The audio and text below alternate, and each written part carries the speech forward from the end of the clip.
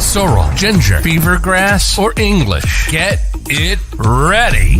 Your morning tea just got hotter. Ooh, honey child. On the cold, hard truth. Bobo 89.1 and Cayman's #1 talk show are bringing you morning talk like no one else. Monday Rewind, Impact Wednesdays, Caribbean Connections, and much more. Don't miss a beat with what's happening in the local community. Just keep sipping your tea. What a mess. Here's your host, live and direct from the Cayman Islands, Sandy Hill.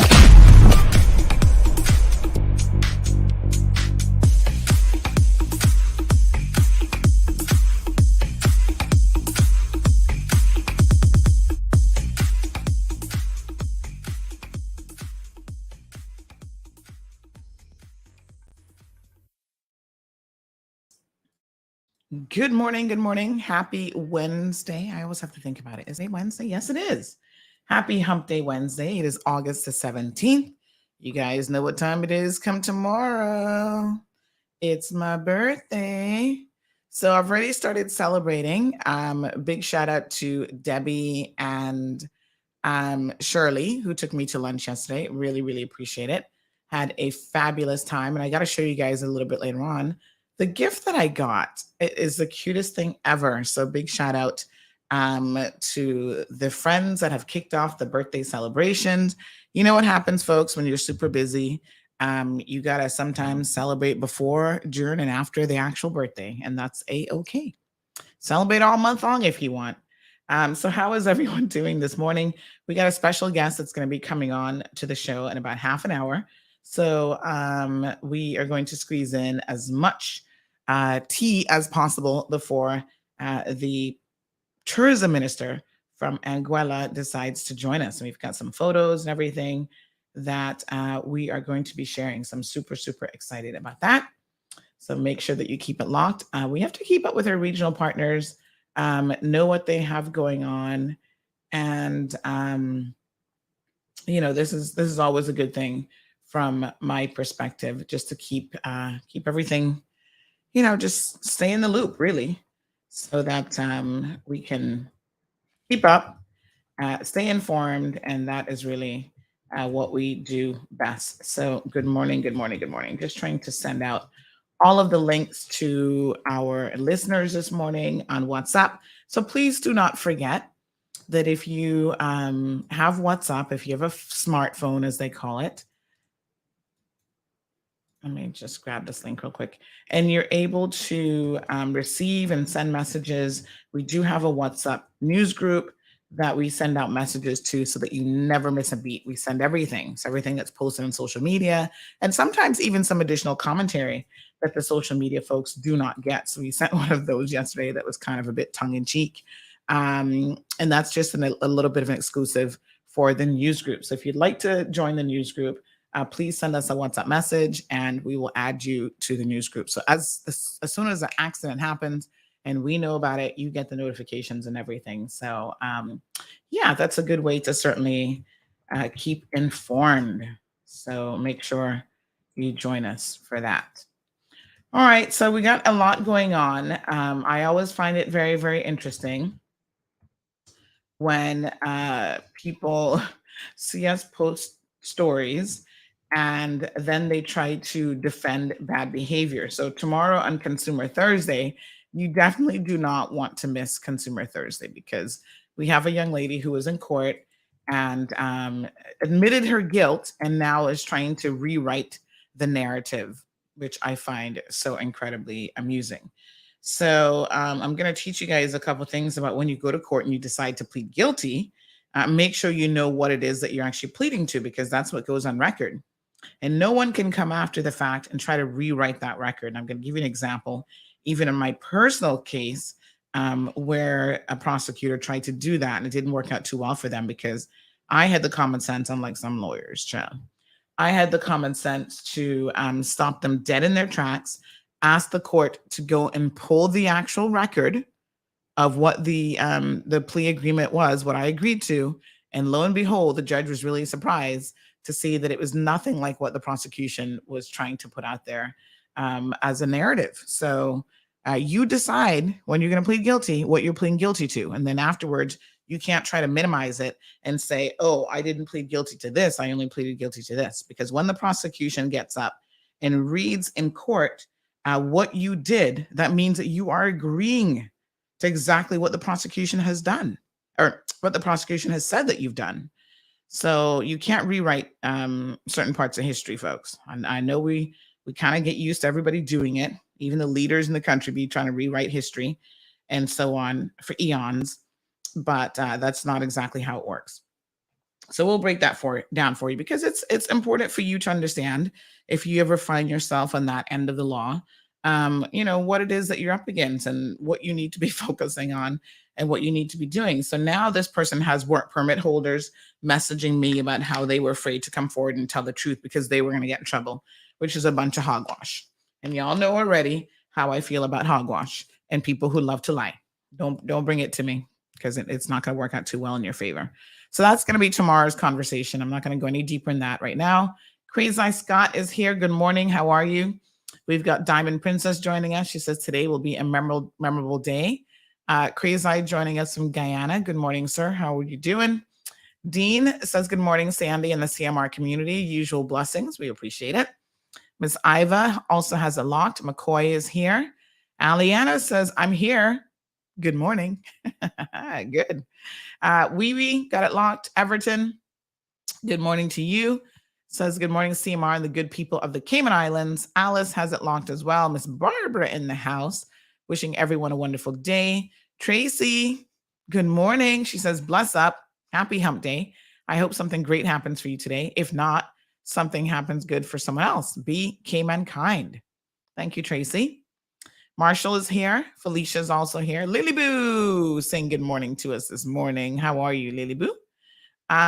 So we're climbing to the 200 mark in terms of the people who were online this morning. We didn't have a little segment over at 106 because he was having some tech issues. So, these things happen, child.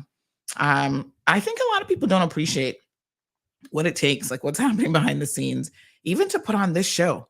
I'm a one-woman operation doing this show, but child, sometimes you see I get a little bit distracted because there's so many different moving parts to exactly what it is that I'm doing, uploading photos and videos. And, I try to do what I can beforehand because obviously that diminishes what I have to do during the show. So the brain is trying to multitask, which we know brains don't really actually do that very well, despite what you might have been told. Brains do not multitask very well.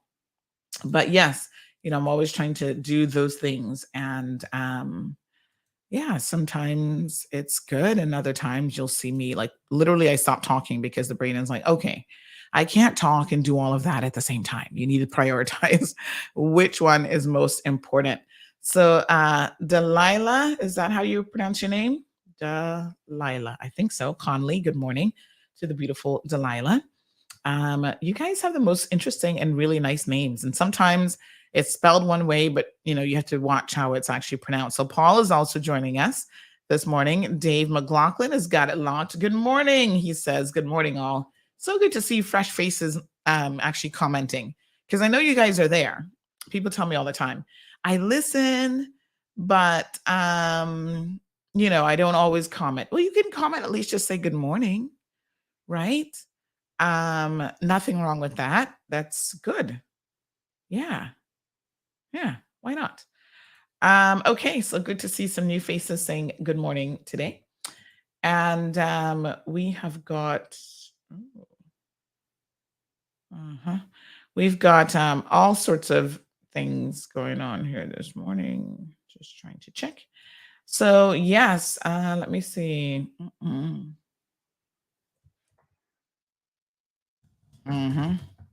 Yes, and sometimes when people send me these messages, it takes a minute to process. These poor people.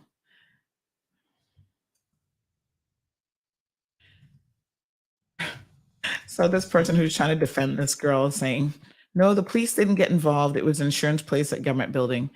I was like, it's a criminal case. Y'all listen, do not, just because you're here on a work permit and you may not know the laws of the Cayman Islands, my God, Don't let people fool you into being part of their criminality. Okay.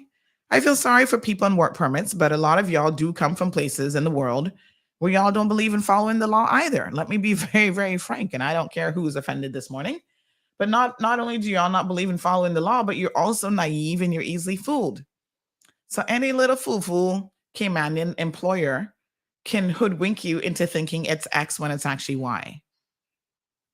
Okay, the police are involved if it's a criminal case. It's a prosecution. You have to give statements and all this sort of thing. Listen, I can't even with y'all some mornings. I mean, do not be fooled. Okay?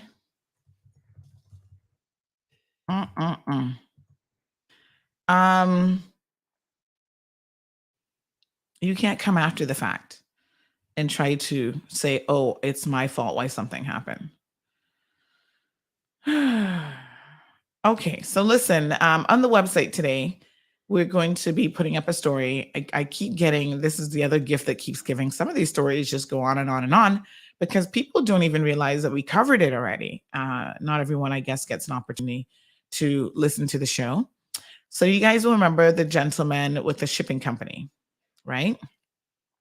Um, who not he doesn't have a shipping company. He's an agent, or he was a wannabe agent, and he was taking stuff and shipping it to Jamaica. So someone else reached out to us yesterday and said, "Are you going to cover this story?" And I said, "We kind of did already, you know." So yeah, what's going on? They said, "Well." Me just find their message. They were a victim of this man, and they were just wondering, you know, if we had gotten a hold of the story. And I said, not only did we get a hold of it, but we spent quite a bit of time talking about it. So this is what they said yesterday morning. They said, um, they said, "Good morning, Miss Sandra. There's a container guy here, Rowan, that sent container to Jamaica. Just checking if you speak about it on your show." This is at 10:47. I said, "Yes, we did already." And they said, "Oh gosh, I missed that live. I suffer. Also, he is wicked. Mhm. He refused to give us a receipt. Also, I hope to the God he don't get to send another container to Jamaica. I cry when I see the worms and bugs in my things that I get. Almost half was gone and the rest spoil. How I get those, I have to go to my friend to drive out the area where the container was, and I climbed the fence. This is obviously in Jamaica, and got over there and get mad. They even want to call the police on me too, but he never know I'm from close that area. If you see where people food was, it was a garbage heap. I even contact Cayman knew at the time. So I don't know who in Cayman they contacted, but okay. His long time, he doing it. Mine was 2017. He is an evil man. He did mine February, and I call him maybe 1,000 times, and he never answer. I even find a man over there cooking from people's goods. What a mess. Um, Hanover, they was in a nasty place. I'm assuming that's where they saw the person cooking, Hanover, Jamaica. And I sent them the link of the show that we did on him. And they said, "Okay, I'm going to go watch it. Miss Sandra, I'm crying now. God, no, he is wicked. I know how the people feel. February, he take my thing. And in June, I find them on my own." So this is all the way back in 2017. So this wasn't something new for him, unfortunately. And then I hear him telling the truck man not to tell me he came in, but he never know I was next to the driver. Alloy more of us, I think there's supposed to be a lot more of us, can talk. So let him feel he have no excuse. Everywhere I see him, I call him Tiefin Man. He always don't look and move fast. Mhm. Mm-mm-mm. I sorry the day I missed this live. God knows he don't have no storage, Miss Sandy. A dog or cow pen here in Cayman is cleaner. Oh Lord. I'm trying to find a photo to show you. I'm having a bittersweet moment right now. Thank God it reached your show. But lawyer, he is a wicked man. Because remember, he kept talking about his lawyer. He was gonna his lawyer's dealing, but he's a liar. But anyway, but lawyer, he's a wicked man. He lie my tears. 2017. I cried to see worms and bugs in my goods, and half was gone. My prayer was not in vain. So again, this is someone who's reaching out to us about Rohan Cardoza, Jamaican guy. Now has Cayman status, so y'all mess with him. He came out, you know, chill. And once again, we find people in a pickle where they're getting involved in businesses and they're trying to be a business person when they have no business in business. Okay. Some of y'all need to learn that when you get into business, there's certain things that you have to do, and you have to do things by the book. You can't just be a business owner and do whatever the hell you want. There are laws to follow, insurance, pension, and otherwise. And when you don't bother with any of those things, or, you don't have any degree of common sense or courtesy or customer service, maybe business just isn't for you. It's not about just taking people's money and doing whatever you wish with it. There's much more to being in business than that, right? You have to do right by people. And in the case of Rohan, what we discovered through our continued and ongoing investigation was that what happened with this last shipment is Rohan decided to get married. So his usual disorganized self, which we now know is going back to at least 2017, with shenanigans with people's containers, got even worse when he got married because I don't know if the wife demanded a honeymoon or what happened, but he literally disappeared off the face of this earth for like 4 months. Couldn't be found, was busy honeymooning, only God knows where. And so the 4 months from when he sent the container in November to December, January, February, March, I think it actually went into April, nobody was able to reach him, including the people who were trying to deal with the container. So y'all remember when he was sitting here telling a bold-faced lie to us about how,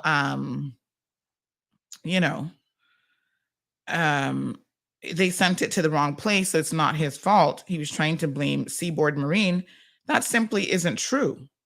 Well, it's about 5% true. Yes, it did go to Kingston instead of Montego Bay, but as I told you guys before, Seaboard sends containers there every single week.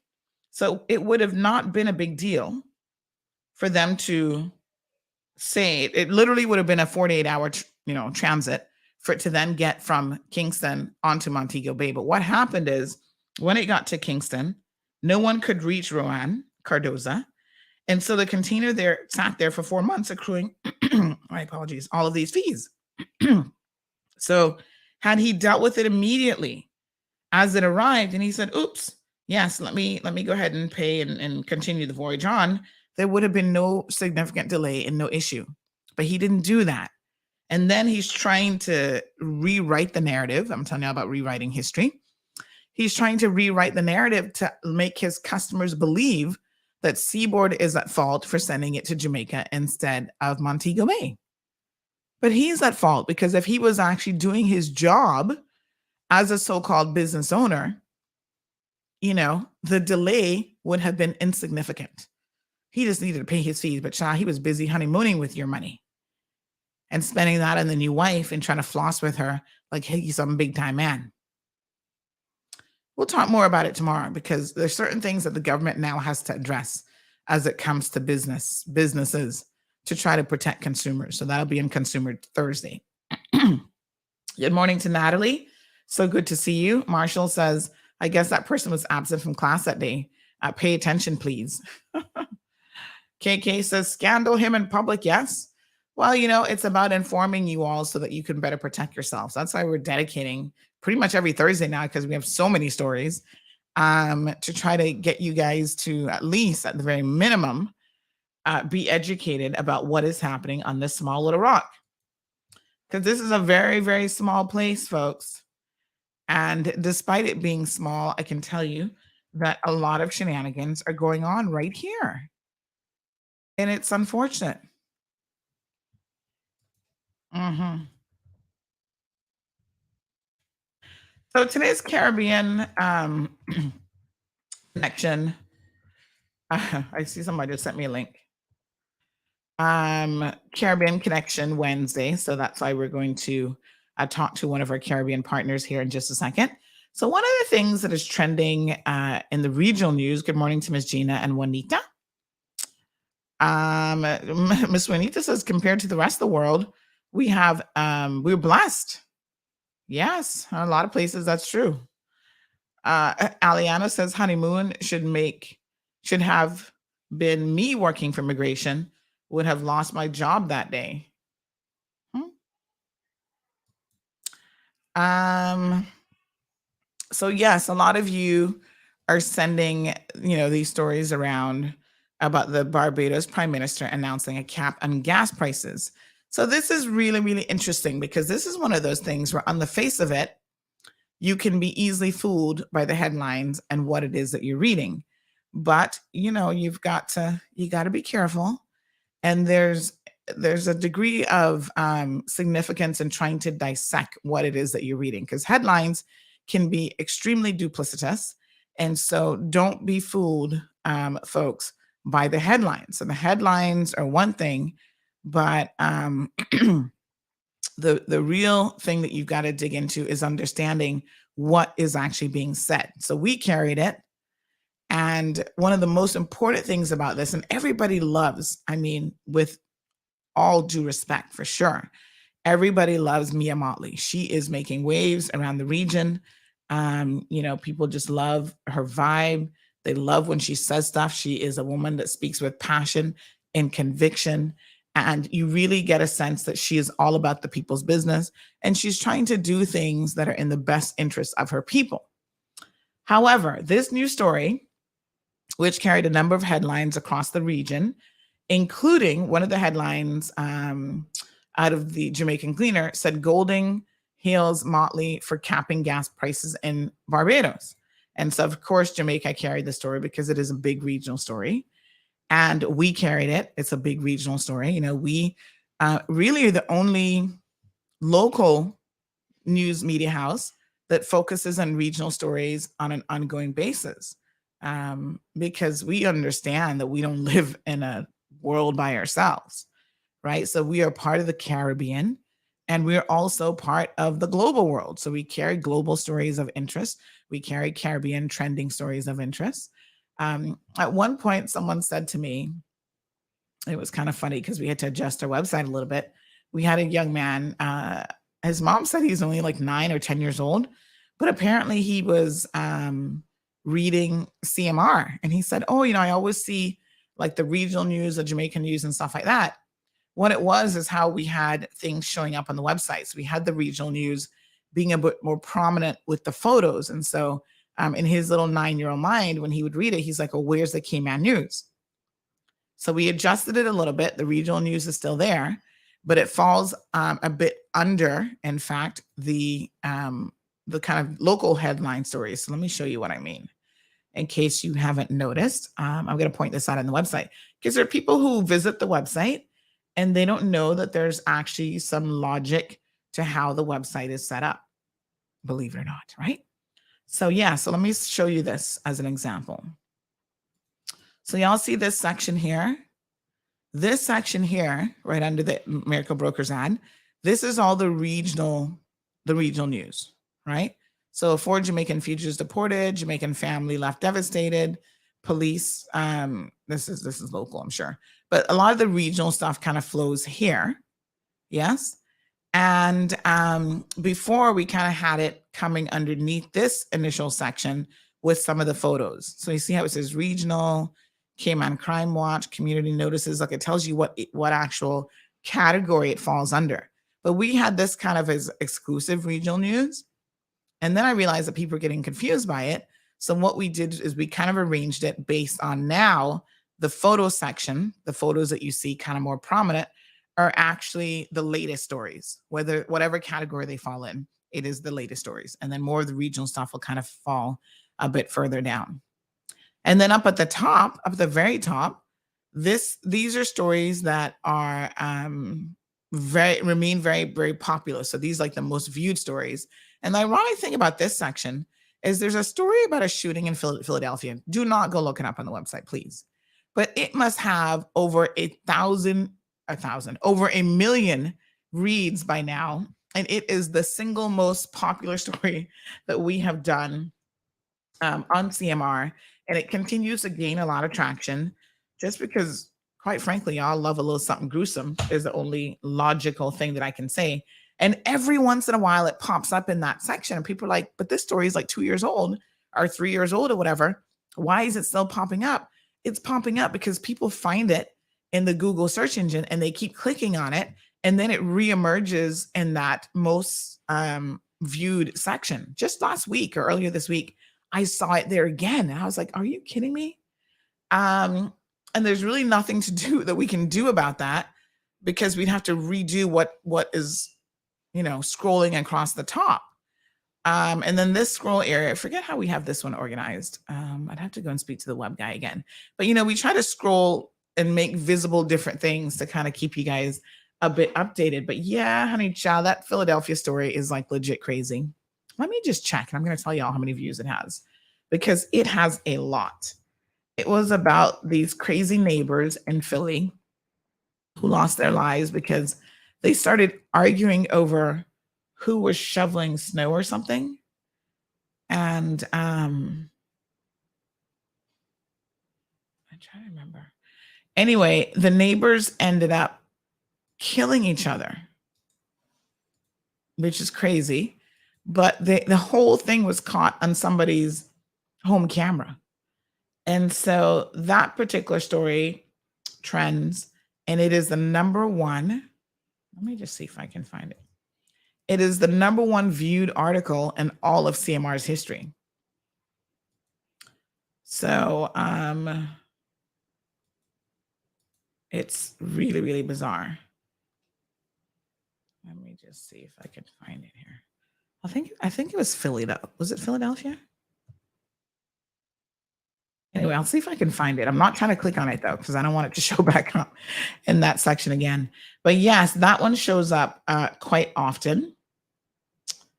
And people just, it's the story that everybody just wants to keep reading. But I'm sure by now it must have probably over 1 million views, because the last time I checked, it was in the hundreds and thousands of views, which is crazy legit. But for whatever reason, people pick up on it in the Google search engine, and they keep finding it. And it's just a story that keeps on being read by tons of people. So I saw it trending again this week, and I was like, what? This story's so old now. Maybe it was in Philadelphia. Oh, Pennsylvania. My apologies. So yes, it was about 3 killed in Pennsylvania snow removal dispute. So a couple neighbors were arguing with each other about removing snow, and then the neighbor, in typical American fashion, goes in his house and pulls out some high-powered rifle and kills both of his neighbors. Okay, it has over 662,000 views. Not quite 1 million, but it's a lot. So it is by far. And this story was put on the site in February of 2021. And every once in a while, people still grab it and they keep reading it, and it shows back up on that area of the website. So just a little FYI in terms of how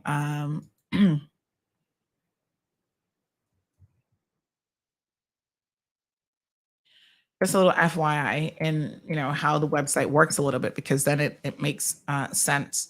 So we do have a poll on the website as well. So when you go on the website, let me show you guys this over here. Is our poll. So we still have the Miss Universe Cayman poll up.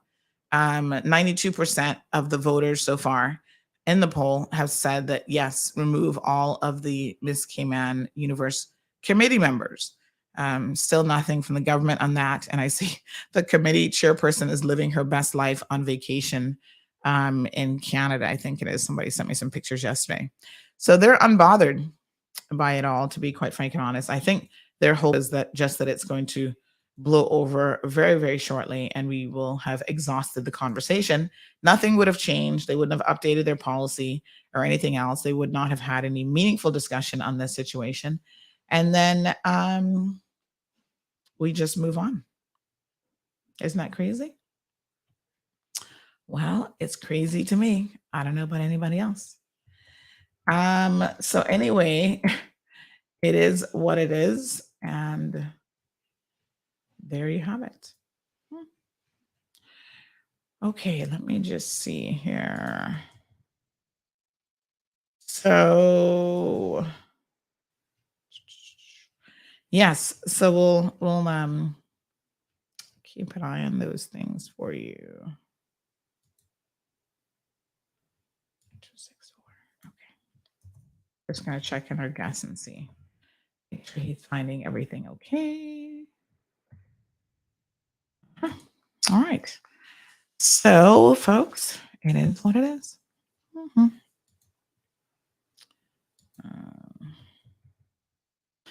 So good morning to everyone. I see more people are tuning in. So we do have Mr. Minister of Tourism, Mr. Hayden, Honorable Hayden Hughes, who will be joining us again this morning. So make sure you tune in for that. We'll give you guys an introduction to him as soon as he is on the show. Just making sure he's not having any issues. All right. So, and other messages. Good morning to Miss Morna Everton. Says this does not make no sense. Why do people go into business and they know that they're dishonest? Money is not all. Your reputation mean more than money. Look at the amount of business you are going to lose because of your reckless behavior and you deceiving people. You are stupid. Well, Everton, it's often the case that someone who is a scammer or dishonest, they themselves they're not able to objectively look at themselves in that way.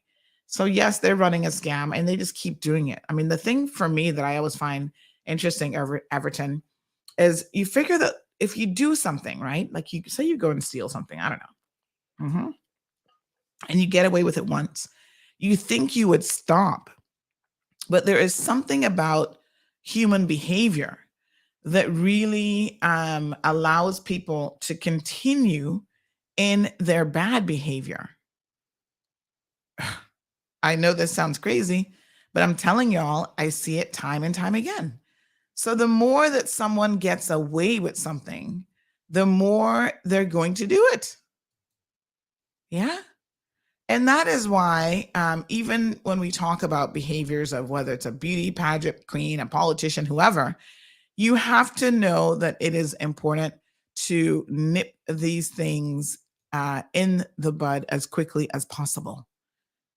Right? That's why even with your children, it is important to not allow children to get away with very much for very long. Because unfortunately, the message that you send to them is that, oh, there will be no consequences for your behavior, so continue on. And believe me, they will continue on. Adults are the same way. The logic doesn't set in, Everton, that, oh, I just got away with this. Let me not do it again. It's, oh, I got away with it. Let me continue on and see how long I can get away with it for. It's almost like they can't help themselves. I don't know if it's a human trait or what, but they have a really difficult time regulating bad behavior in particular. And they just keep going. You ever saw a thief that was able to stop? You're like, man, you stole all this money. Why didn't you stop at some point? They just keep going and going. They cannot help themselves. Same thing with murderers. Murderers just keep going, going, going. And so I think at the end of the day, there's something to be said for the fact that it is part of someone's, I guess, core behavior when,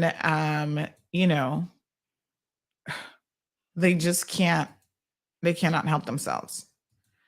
And if it's part of your core personality, then you just continue doing what you have been doing for so long. So a lot of people get into business, Everton, and they really shouldn't be in business in the first place. Like they don't have the skill set and they think that, oh, I can just get into business and learn as I go along. Well, you can learn certain things without a doubt, but there are other things that you should have mastered, um, you know, prior to getting into business. And so how you handle people's money, it's never a good thing to be taking people's money and not delivering your services or goods. And there's a degree of, yeah, people will make mistakes. And there's then like where you totally go overboard. I remember years ago with my Roki business, we had a competitor, bless his soul, he's since passed away. But he had like the worst customer service in the world. And he was only, I mean, his own customers would come to me and be like, Miss, we're told to come to you because, we're with this guy and his customer service is horrible. And he doesn't deliver what he says he's going to deliver. He has all these fancy ads on social media and he's promising us the world and we don't get anything near that. And sometimes when they would start explaining certain things to me that was happening, with their devices and so on, I recognized that this young man didn't even take the time to learn the technology for the business that he was in. And it was really, really unfortunate because what he was then doing was misguiding his customers. And he was not able to, as I say, in the world of business and even in your personal life, you've got to be prepared to manage expectations. So if people understand what it is really that they're getting, right? And they have a certain expectation that it's this and it's not something else because of your fanciful advertisements that are false and whatever, they're more likely to be happier customers because they have a realistic expectation of what you can deliver versus what you cannot deliver. And so, yeah, he'd make all kind of promises to them. And I would say, sir or madam, let me be honest with you. And I would start with a cold hard truth, even in the world of business. And I would tell them exactly how it worked and what they could expect to get and what our limitations were, because sometimes you are a mere reseller and a long line of people.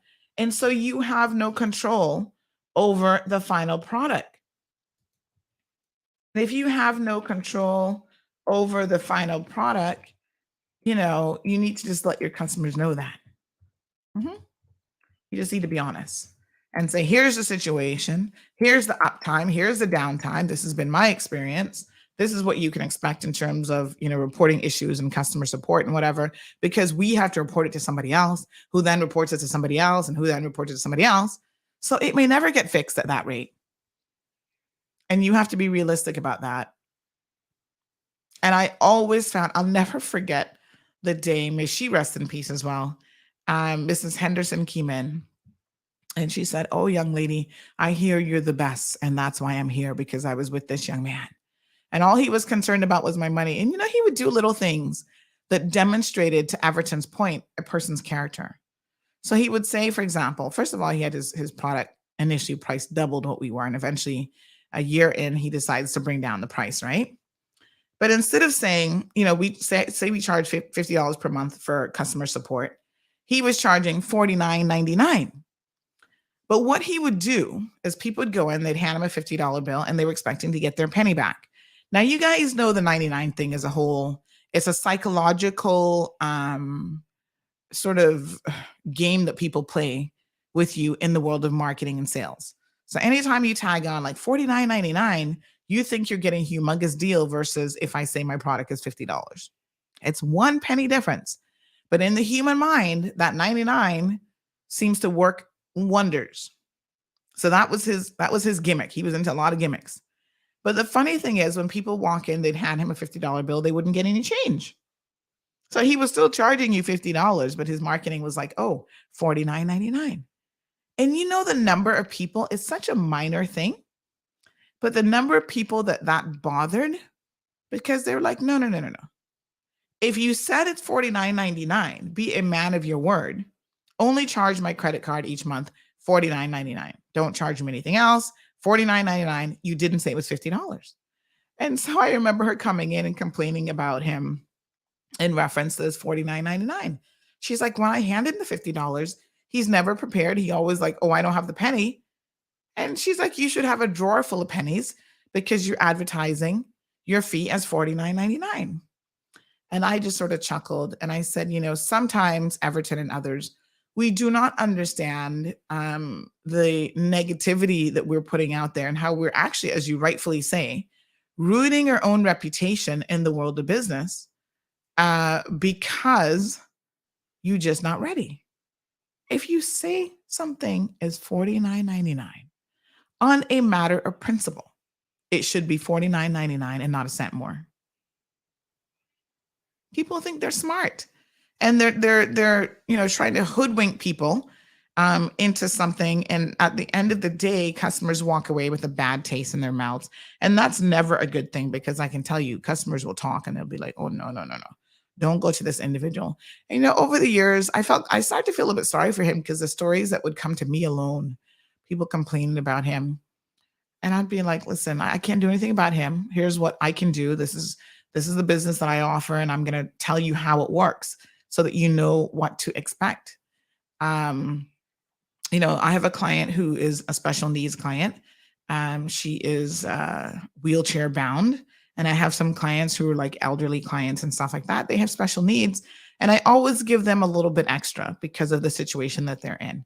So when people hear that I go to their house and I do house calls and stuff, people are like, "What? You do all of that?" I said, "Yes, because my customer is in a wheelchair and I know that she can't reach certain things with ease. And, a lot of people are not necessarily tech savvy. And so, yes, I will go to her house and I'll go to an elderly couple's house. I remember there was a couple in West Bay. Child, that used to crack me up.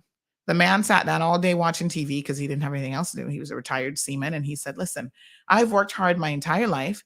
And now I'm going to enjoy life a little bit and sit here and watch as much TV as I want." I said, "Good for you." And anytime he pressed the wrong button or something, I'd see my phone ringing. "Sandra, we need you to come out and see him." And I said, "All right." And I would trek my way all the way to West Bay to see this gentleman to make sure that he is sorted out. So Miss Vernita is saying the YouTube channel isn't working. I have 88 people watching on YouTube, so I'm not sure what that's about. Oh, looks like you found it. Okay. Cayman Detailing, good morning. Peter says, "Good morning, all. Just a note, I think fuel prices have peaked, which means capping the price of the pump now may not be as big a deal as it seems." Mr. Peter, you are a very smart man. Let me also say this about the decision in Barbados, right? Couple key things that are worth noting. First of all, Barbados actually owns their, let me just see here. Somebody sent me this. They actually own their own, let me just find it. So I think that Barbados owns their own, I think they have ownership in the oil company. So as far as I know, they actually own it. So a lot of people are like, it's not really the same thing when you have ownership of it, because then you can kind of do whatever you want in terms of the pricing. I will find that post because I think it's important to put things in perspective. Because if we owned the gas company, right, like we own Sol and what are they called here? Sol and what's the other gas company called? I want to say Sol and Luna, but we know that that's not it. But if we actually own the gas companies here in the Cayman Islands, there's a lot more control that we could have over the situation. And yes, so someone sent this, right? So the Barbados National Oil Company Limited is a national state-owned energy provider in the country of Barbados. So it was founded several decades ago, and the company satisfies about 30% of the country's total consumption of gas and oil. So it went on to say that Prime Minister Motley added that periodically government would have to make whole the Barbados National Oil Company, the importers of the product. So what they're actually doing, and someone said, imagine if our government was making Rubus and Sol whole what the outcry would be. And this is really, really important when you decide to enter this narrative, that you understand exactly what is happening in Barbados. The devil's in the details, folks. Not everyone in the Caribbean has the same setup as we do in terms of the importation of their oil and so forth. So when Prime Minister Motley says that they can put a cap on oil, she's actually talking about subsidizing this. So somebody else sent in the following to add some additional light to the situation. And I see that our guests are ready to join the show. So we're going to wrap this up here in a second. But this is really, really important. It says that it's US $2.24 per liter, which is KYD $8.55 per imperial liter. So she's capping it at $8. If we were to compare apples to apples and oranges to oranges, at $8.55 Cayman dollars per imperial liter. So the person says, be careful for wishing for price controls, because y'all complaining, but we're not at $8.55 yet. And this is what it's being capped at. So they were paying $2.41 before, so still some benefit. So you do the math between $2.41 down to $2.24. It's what, 20? Is it even 20 something cents difference? And also, you need to keep in mind that Barbados has a population 4 or 5 times the size of the Cayman Islands. And all of these factors make a difference. So the ownership of the oil companies, when she says it's a cap, it's because they're actually subsidizing it. And that subsidy allows a reduction of about 20 something cents. But again, the real dollar amount is $8.55 per imperial gallon. Listen, I'm no expert. I always tell you guys every single day, I am placed on this earth to learn. Yes? And so when we put out something, I always listen to all sides.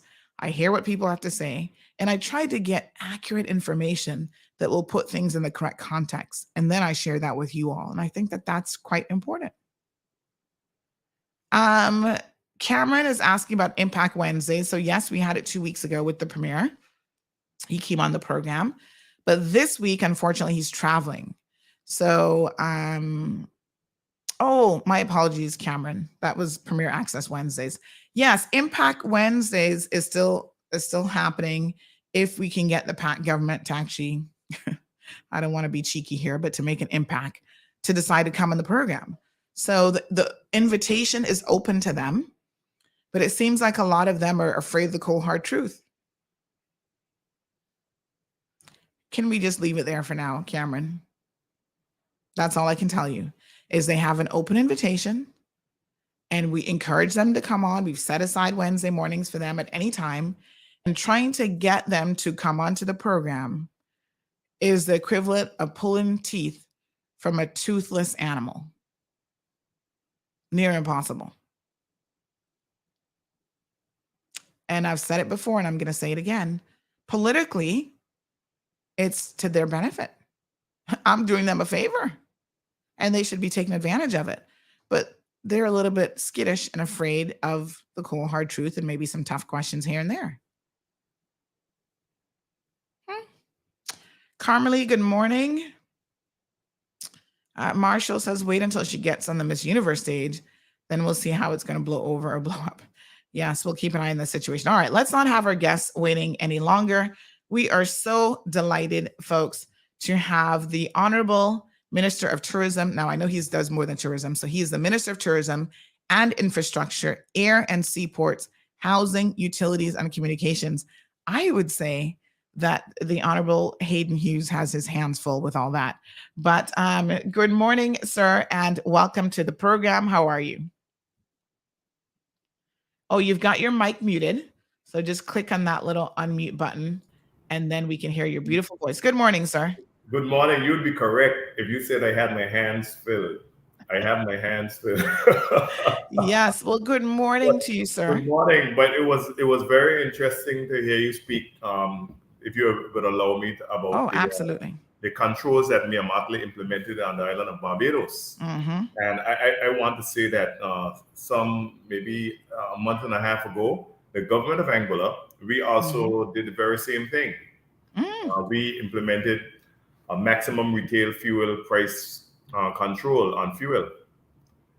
And it's Wow. actually lower than that in Barbados. So I just wanted that to be out there that I believe that we were one of the first in the Caribbean to implement such price control on fuel. So we're very happy Yes. to say that. And it was good to hear you speak of it because it's a very interesting and dynamic conversation that we all Mm-hmm. probably need to have given the fact that we are not oil producing nations. Yes. Well, thank you for that because, of course, we did not know that. And, one of the interesting things, Minister, is, of course, Miss Motley is well respected in the Caribbean, but her PR team is on point.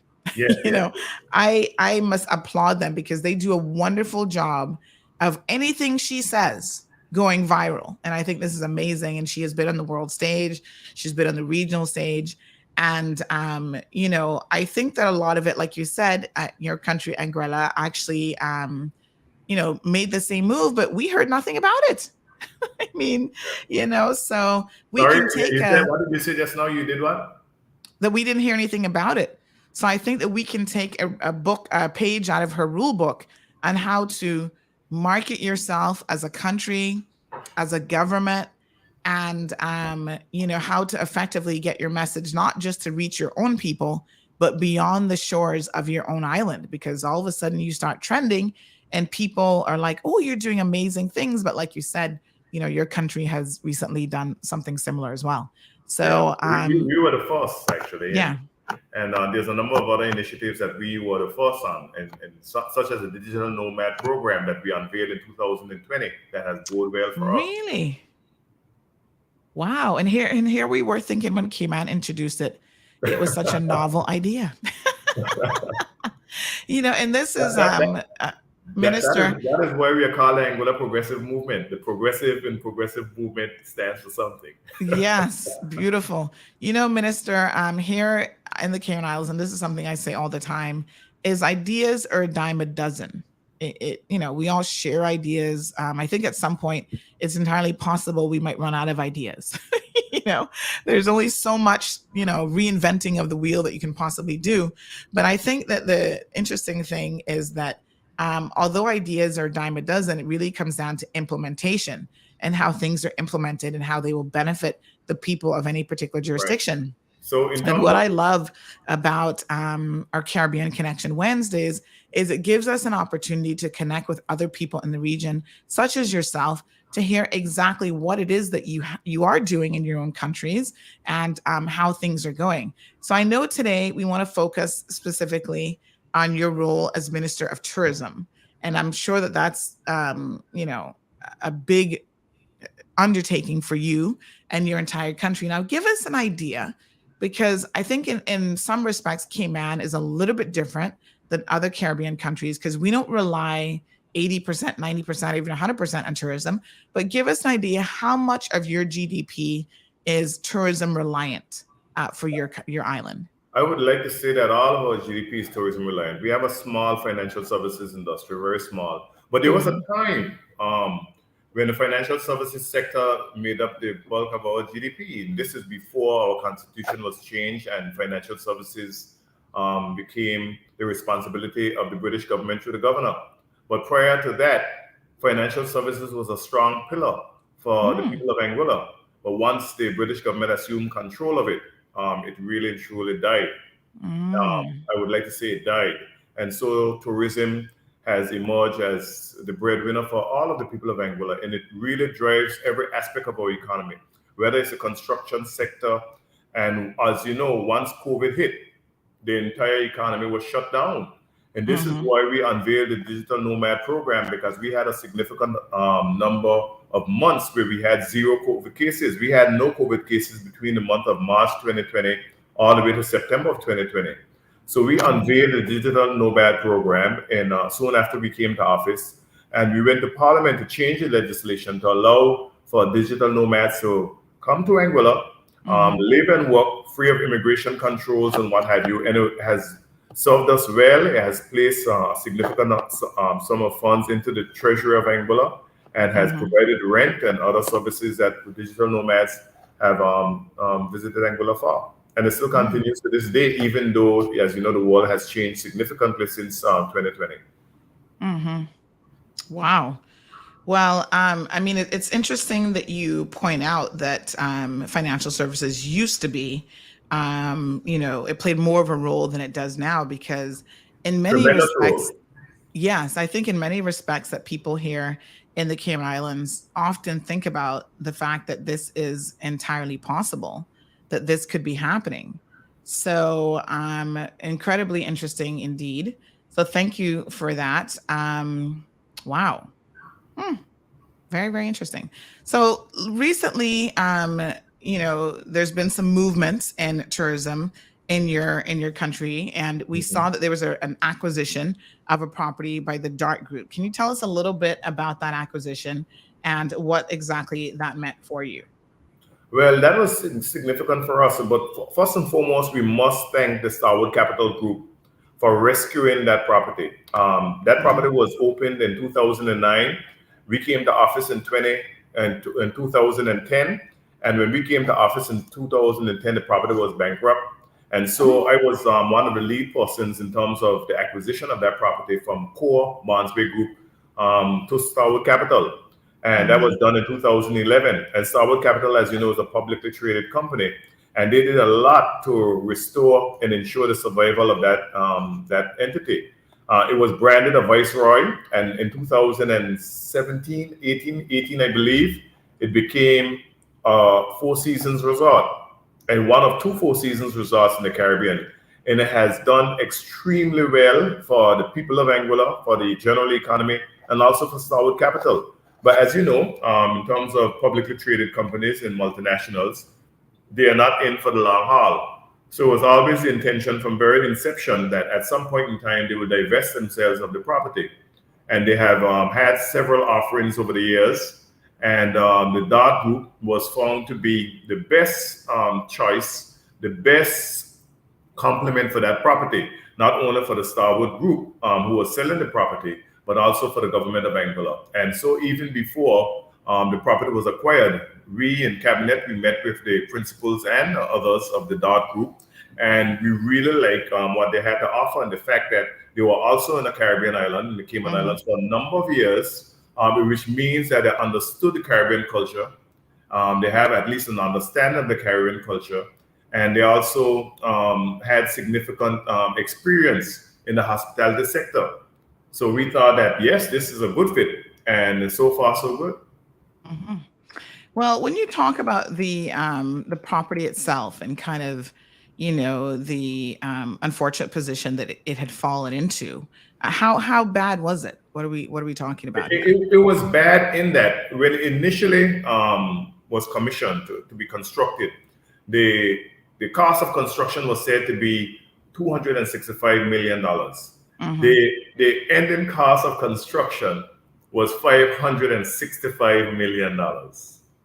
So of course, Citibank was the funding partner, and they stuck with it. I do not understand how they end up sticking with it, because following the 2008 meltdown, properties across the region and across the world, from Ireland to parts of Europe to the United States to the Caribbean, including the Cayman Islands, saw a significant number of unfinished white elephants, including a property now owned by the Dart and Cayman Islands.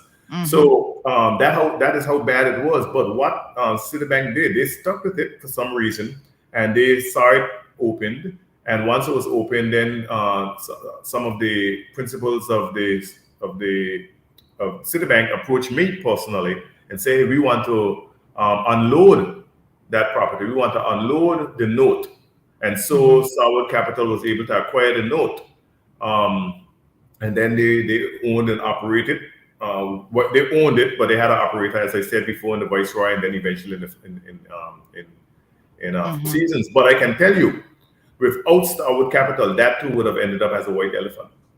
So I must give persons like Roy Shanholz Mm-hmm. and the principal of Starwood Capital, Barry Steinlich, all the credit in the world, and also they hire the right people, and the staff, management and staff of that property was able to see it to be the success that it is today. So the Dart Group is inheriting a successful and vibrant property that has significant revenue. It's very profitable. It is the highest employer on the island. Mm-hmm. It has a significant amount of local workers. In total, there's only 27 work permits of almost 600 employees. So that gives you an example of how, because in Anguilla, the Anguillan people themselves are engaged and involved in the hospitality sector. So at the end of the day, we try to put Anguillians first. Right. Wow. Well, I mean, that's a positive message in and of itself, because I must say this is one area in which we here in the Cayman Islands struggle specifically with our tourism product, because we are so reliant on the foreign labor force to, supply jobs to tourism, hotels, and so on, that even when you find Caymanians who are interested in those positions, they themselves say that they're having a difficult time getting the opportunity, because you've got influx of foreign labor that has this position or this opinion that they're first in the labor force. So I'm Well, it glad to comes from see. the government. At the end of the day, the government has to play a significant role in ensuring that their people are Yes. gainfully employed, and their people, once qualified, have every opportunity to manage these properties, and even in some to own these properties. Mm-hmm. So Joy Sand is saying that Anguilla is a very small island in a British overseas territory, just like Cayman, and their population is half the size or less. So what is your population at the moment, roughly? We are presently engaged in a population census, but last census we were 15,000.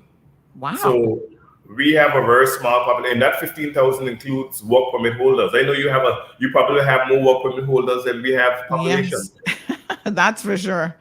Wow, I didn't realize it was so small. So that's incredibly interesting Yeah, indeed. we are 16 miles long at our longest point and Mm-hmm. 3 miles wide at our widest point. But we have 200 nautical miles of ocean territory. We have one of the largest ocean territories in the entire Caribbean. Mm. And we have a number of keys, offshore keys. Mm-hmm. The Cayman Islands, of course, a number of islands, but only one of our islands is Anguilla, is inhabited. But we have a Mm-hmm. significant amount of offshore keys, and we also have, as I said, over 200 nautical miles of ocean territory. Mm-hmm. Beautiful. So this acquisition, we do have some pictures here that we're going to show everyone on the screen in terms of the official signing over and some of the key Yeah. stakeholders in this.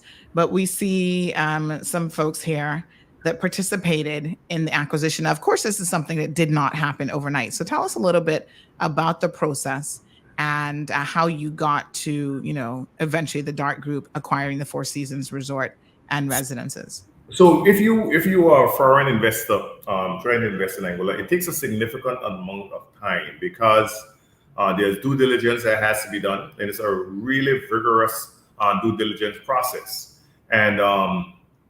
But what happened with the Dart Group is not only that they were on the ground in terms of the island, but they were very forthcoming and quick with their due diligence process. They were very transparent. So because of the level of transparency that they exuded, we were able to move quickly with this deal, and there were no contentious issues whatsoever as it relates to the acquisition. And when you have a situation when there's no contentious issues, there's no debate, there's no arguments, because as you would appreciate, whenever a government is negotiating with foreign investors, there's a significant amount of debate and sometimes acrimony. But in terms of the Dart Group, there was none of that at all. It was a Wow. very seamless, quick process, and one of the fastest processes I've ever seen, having been around politics and government for the time I've been. And what would you attribute that to? that there wasn't any, as you say, acrimony like around the debate. It was just very straightforward because, I mean, here in the Cayman Islands, the DART group has a significant presence as well. But I find that anytime they do anything, there is this. Sometimes we call them. We have an acronym for that for them, but basically, it's like Caymanians against everything, right? They just speak out against something just because they can, and sometimes you try to get a feel for what's the real issue. Why is it that you're having an issue with this acquisition or this project or whatever? And you find that it's nothing specific to the project. It's nothing. It's just that there is this sort of underlying feeling for some individuals that the DART group couldn't mean us any well because they own so much stuff in the Cayman Islands, and that makes people uneasy. So what do you think in your own country, in your own context, why there was not that feeling in your community? I think for one, like I said before, we have been doing hospitality for a very long time. We are 5 decades into hospitality. The significant projects, the significant hotels in Anguilla are owned by foreigners, right? And Anguilla have there's a lot of local ownership in the sector as well. Most of the Airbnbs, a significant amount of the villas, even the beautiful luxury villas, are owned by Anguillians. So we have a significant part to play in this as well. And as it relates to the DART group, as I said, they came in with their hands above the table. They came in very open. They did not bring any type of contention. They were very easy to work with. And I was impressed. I have never seen, with the exception of another recent acquisition, a business, a company, persons who have been so easy to work with. I think in the Cayman Islands, I think that their presence is significant. It's significant, And in Anguilla, there's a balance in terms of ownership of these properties. There's no dominant factor. And once there's no dominant factor, I don't think that the level of I don't want to call it vitriol, but apprehension and suspicion that prevails in Cayman Islands is here in Anguilla. And that is what I've seen because I did some research myself and I realized they have a significant ownership stake in the Cayman Islands. But at the same time, that makes people suspicious. Now, DART has been in Cayman Islands for a long time. So given the fact that they have been in Cayman a long time, there shouldn't be no suspicions. It should be definitive. It should be yes, they're good or yes, they're bad. You know what I mean? They have been around long enough for persons to make a determination based on their record, their track record. Yeah, I think that for sure that I like how you put that there shouldn't be any room for suspicion. But I guess human nature being what it is we all love a good conspiracy theory. Of course. And, I try to be fair to especially corporations on this program because I think a lot of times they get a bad rap. We've got CUC, Caribbean Utilities Company, coming up next in the 9 o'clock hour. And they're another organization on the island that really gets an unfair bad rap. I mean, they do a lot of good in the community. Yes, they're a business. All businesses are looking to make a profit. But not every business is trying to destroy your country in order to make a profit, because then the question becomes, what becomes of them even? They're looking for longevity. They're looking for their own survival. And I think the DART organization is one of those organizations. And I tell people, I said, think about it this way. Unlike a lot of other, even sometimes Caymanian-owned businesses, the DART organization gives back a lot in the community. I mean, they do a lot both silently and, I say to everybody, as our deputy governor has recently said, no more silent victories. Sometimes you've got to toot your own horn. You've got to get up and say, this is what we're doing. These are the wonderful projects that we have going on. But more importantly, I think the sustainability of what the DART organization has been doing. So, they built things, for example, like Camana Bay, which is this massive project. I think, it's 30, 40 years worth of expansion, residential, shopping, commercial. That's not a project that you're going to just pick up and abandon and leave. When you have that type of significant investment in a country, you can't just leave that easily. So you are invested for the long term beyond a single generation. So you're looking at multi-generational investments. So what do you think in relation to their acquisition of the Four Seasons Resort and residences there in Anguilla? Do you feel like this is also a long-term commitment to your people and your country? Absolutely. I like I said, we did our research on DART group. We had to do due diligence, not only financial due diligence, but a record. And what we've noticed with the Dart Group is that they really get involved in social projects in the community. And this is something that we were keen on. And based on just the discussions that we've had with them, we believe that they'll be around for decades.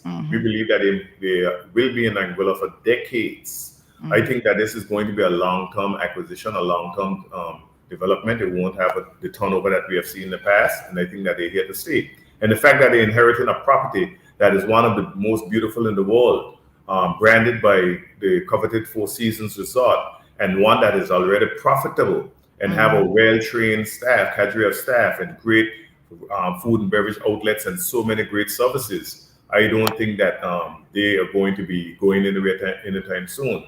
But one of the things that they also spoke to us about is really getting involved in social development and social projects and getting into the communities and doing things in the communities. And their history proves that they have done this in the past. And I have no doubt that they will do that in Anguilla as well. As you can see, it's a beautiful resort. It has two beaches, the Barnes Bay Beach that you're seeing closer to you. And then on the other side is a mile-long Meads Bay Beach, which has a significant amount of world-class restaurants.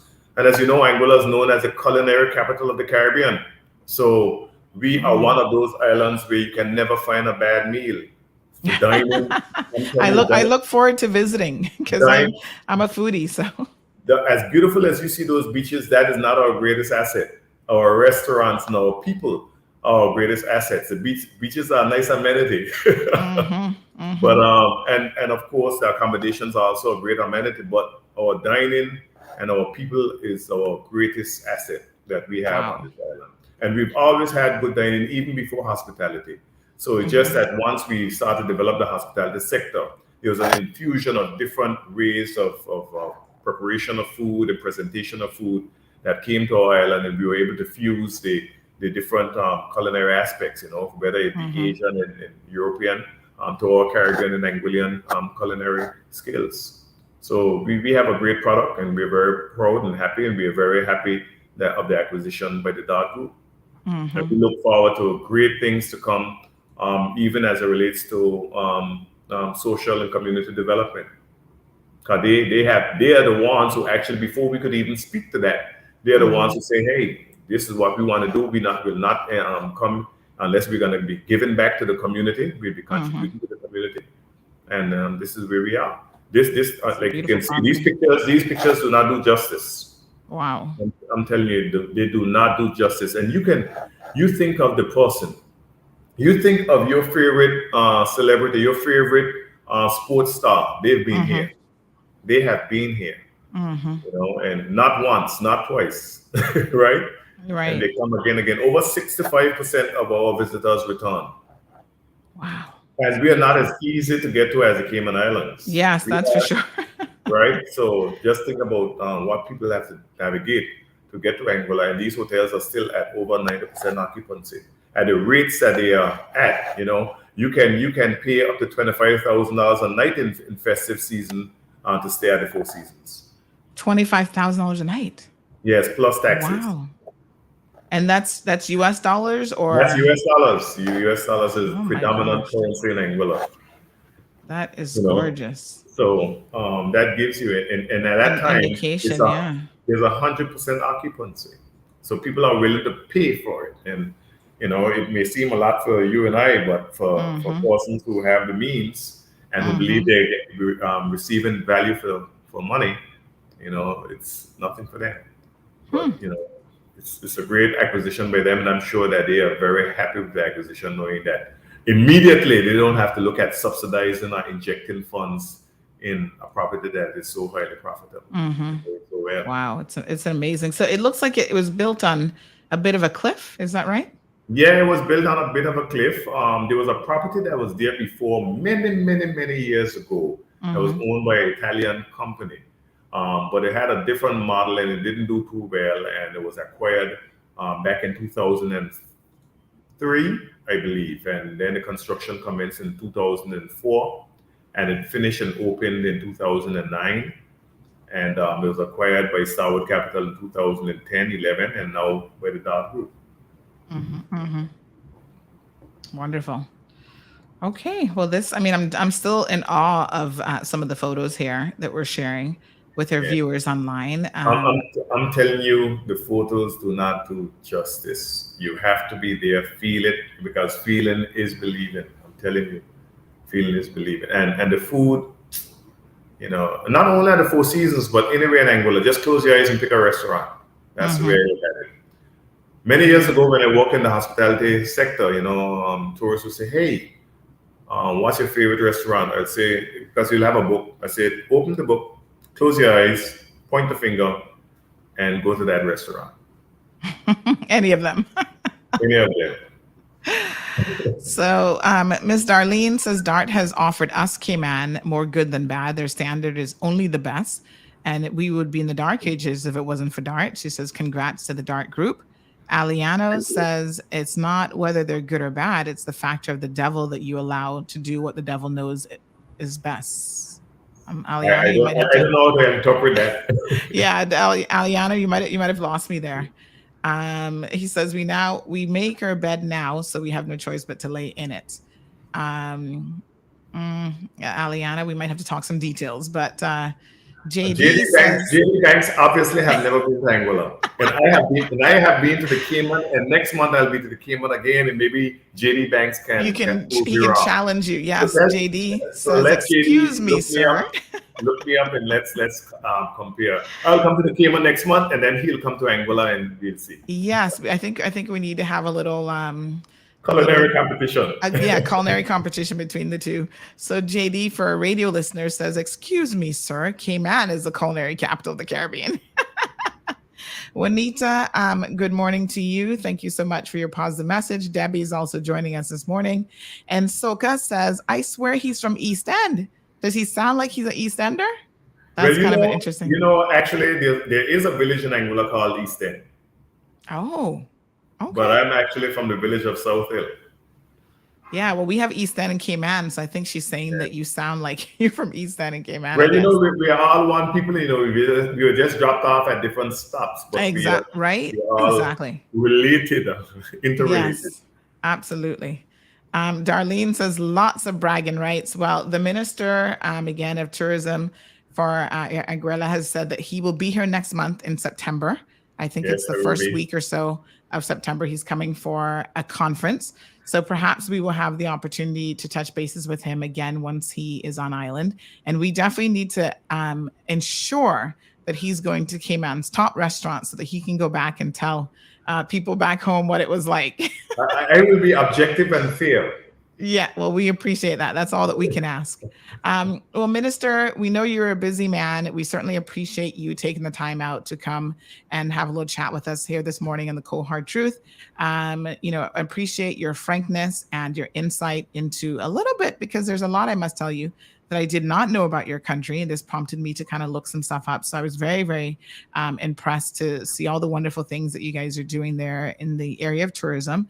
And I think that, as you pointed out, we're all in this boat together, and there are things that we can learn from you all for sure. And perhaps there's some things that you can learn from us. So we appreciate you coming on the program this morning. Yeah, and I just want to say, for the first time in our history, on December the 11th of 2021, we started welcoming American Airlines direct into Angola. Oh, That's the wow. first commercial. We do a lot of private jet traffic, but it was the first time we now have American Airlines doing daily trips into Angola out of Miami International. So that has boded well for us as well. But we still have a significant number of persons that fly into Angola. Sorry, sail into Angola via St. Martin. So still 90% of our visitors come through St. Martin, because we are on a 20-minute boat ride away, 6-minute plane ride away. We are listed as the shortest international flight in the world between Angola and St. Martin at 6 minutes. All right. So if you want to do a 6-minute plane ride, or you want to Yes. do a 20-minute boat ride, it's up to you. But you can fly Yes. directly into Angola now out of Miami International.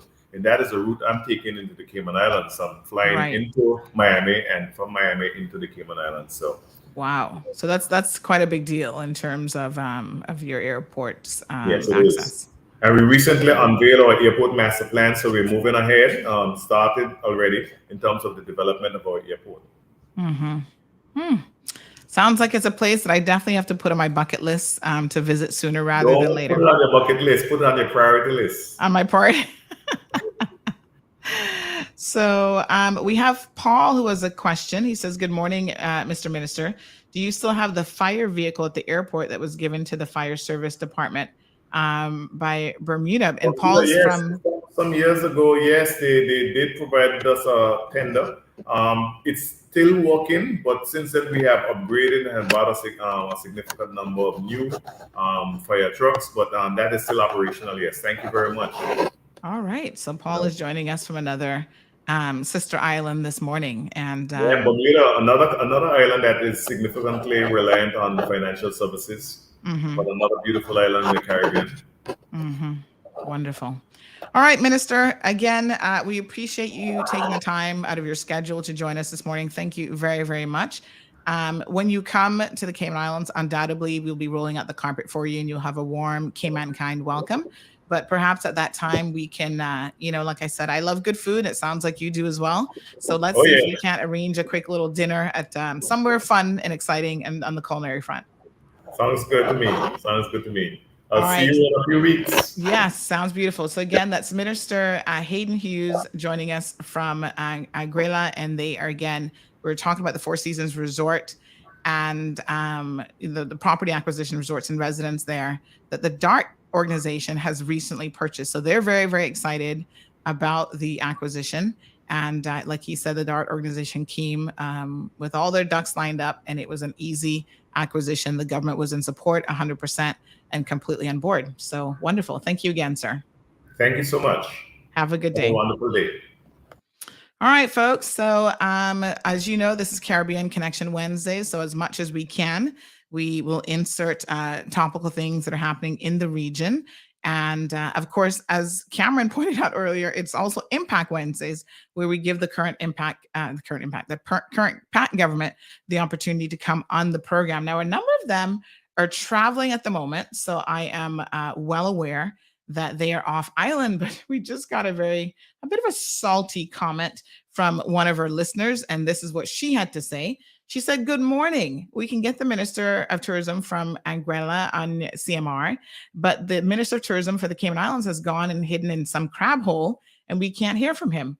Very interesting topic, and love to be informed of our neighbor Caribbean islands." So, woo, I'm just going to leave that one right there. Soka, so good to see you. She said the dark ages when we could leave our doors open, no people on the streets, and didn't have people running us off the beach. I liked the dark ages. I guess that's when we had a population of 15,000 people. And how long ago was that? I think that might have been before I was even born. So, Soka, the thing about, the world that we live in, to be quite frank and honest, nothing stays like that forever. I've never seen a population. I mean, it's very unusual for populations to decrease in size and for people to not have any growth. And, I think really it is a matter of how you manage your growth. There's a concept of sustainability that's really, really important. Many of us who work in tourism adjacent businesses, even yourself, you work for Cayman Airways, you might not have a job if we didn't have increasing tourism numbers, because Cayman Airways would have no need to justify hiring the amount of people that they do. So I think there's something to be said for understanding how, a country and as a people, we can be sustainable, but at the same time, we don't necessarily have to destroy everything that was part of the goodness that we enjoyed in our way of life. So yeah, I mean, balance. That's what life is all about. Good balance. All right, folks. So up next, we do have CUC that is going to be joining us here this morning. We're delighted to have them in the studio. And just jumping back into the discussion that we were just having, and then we'll welcome Mr. Richard Hugh, who's a CEO for Caribbean Utilities Company on the program. Someone just, we were talking about the cap on gas in Barbados earlier. So someone just said the following.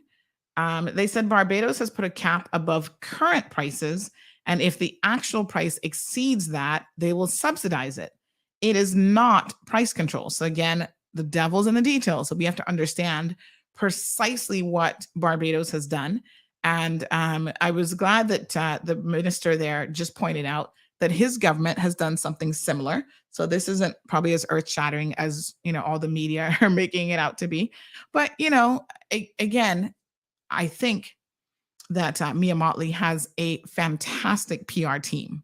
That, I mean, listen, if she farts in her house, it's going to be sprinkled with gold and incest and all sorts of stuff, and the entire world is going to know about it. Of course, I'm being facetious now, but the entire world is going to know about it, and y'all are going to be clapping her like, oh my gosh, she just had a little poopy. That's how excited we get when Mia Motley opens her mouth and she does anything. Number one, she's a woman. She is a force to be reckoned with. She is amazing. She's all of these things. But I think that she's also surrounded by some really good people, including her public relations team. And so everything she does gains a degree of traction, but we got to be careful and that we understand the significance and the details of what's actually being said. So this person has said, again, Barbados has put a cap just above current prices. And if the actual price exceeds that, they will subsidize it. It's not price control. With oil prices fairly stable, that price cap may not even become relevant. Our CUC relief fuel program, which I'm sure Mr. Hugh will talk about here in a second, kicked in at the fuel factor cost of 15 cents per kilowatt, and the actual cost is currently at 22 cents per kilowatt hour. This is bringing relief credits to over 22,000 residential households with consumption between 101 and 2,000 kilowatt per month. And for the 3 peak months of July, August, and September, that is when it will make the most impact. Somebody else just says, oh my gosh, we need to go to Anguilla. Oops, looks like you need to be vaccinated. So off my list, never mind. That changes of the 8th of August, so I'm good. What a hot mess. Someone just said that Kenneth is over on Radio Cayman fielding softball questions. Literal softball questions or softball questions as in they're not asking him anything difficult? I'm a little bit confused. Okay, another person said, make sure, bring him back. Loving the vibes. So people already falling in love with that minister. Well, he'll be on island soon enough. All right, folks, let us go ahead and welcome none other than Mr. Richard Hugh to the program. Good morning, sir. How are you? Good morning, Sandra. Very good. Thank you. Good. My apologies for the slight delay in bringing you onto the program. My brain was actually thinking you were due to come on tomorrow. So I'm glad that you're here because we've already been talking about fuel prices and that sort of thing early in the program. So wonderful. So welcome. I know that this is your first time on the Cold Hard Truth. It is. Yes, we'll go. I can't really promise we'll go easy on you, but we're always fair. Fair is what I'm looking for. Fair. Yes, wonderful. So listening to your previous guest. So yes. I've been to Anguilla once. Oh, nice. I know that I think in the past we've helped with hurricane restoration there many years ago. And I used to know the CEO for the electric utility there as well. So very beautiful island. I can attest to that. The beaches are wonderful. Beautiful. All right. Well, he'll be visiting our beautiful island very soon. So we've got to make sure that we give him a warm Cayman-kind welcome. So Mr. Hugh, sometimes I think that you may have the most difficult job in the Cayman Islands right after the premiere of this country, because you field a lot of misinformation, a lot of commentary about Caribbean Utilities Company, what you guys have been up to, and what's going on. So, you're here to give us some accurate information this morning and to kind of set the record straight, and also to give people some tips in this last hour of the program on how they can help themselves. And I think this is really, really important because there are things that we can do to help, and I got to be honest, I got my CUC bill. Actually, my husband got it a couple of days ago in the email, and he was like, did you see the CUC bill? And I said, do I want to see it? So it definitely went up. Of course, the summer months are always particularly difficult because consumption tends to go up as well. A lot of us are home, we've got children and so on. So let's kick off telling us a bit about CUC. For people who might be tuned in and don't even know the history of CUC, how long you've been around, what you guys have been up to over the years. Give us a little bit of a background information, and then we'll take it from there. Okay, so CUC has been around as a private company, if you like, out of the government's hands since 1966. Prior to that, the first public utility actually was started by Captain Kofelt. I don't know too much about him, but he started the business in the Boilers Road area and was the first, like as I said, public utility. So he actually had customers connected, and he had a franchise from the government to provide electricity service for reward. He unfortunately when that business went bankrupt, so the government stepped in to run it for a few years to prepare it for sale. And at that time, it was actually Mr. Val Anderson who was the general manager in the interim period. They put it up on the auction block, and a group of Americans who I understand some of them were part-time residents on the 7 Mile Beach looking for reliable electricity, and they had businesses in the U.S., so they invested and bought the franchise, and Caribbean Utilities was born. One of those was Mr. Shropshire, and I do know his son is still a resident on the island, so there's some tie to that old history. But since then, we've been a private company in the sense that we're not owned by the government. There were difficult years for those investors as the company was growing, the country was growing. It was taking millions and millions of dollars to invest in the company, and all of the individual shareholders were struggling with that. So it's been sold. It was sold for a couple of times over, and in 1990, the company was taken public by the principal shareholders back then, who was Peter Thompson, Frank Crothers, and Mr. Joe Imperato, who is still a resident on the island. They took it public in 1990, and in 2000, roughly 2003, 2003, we had the investment from Fortis Inc. out of Canada, who are like the big brother who we've called on in certainly after Hurricane Ivan. The first plane that landed with relief troops came from the Fortis Inc. and really helped us to rebuild our system. So today we are still traded on the Toronto Stock Exchange. A lot of local shareholders.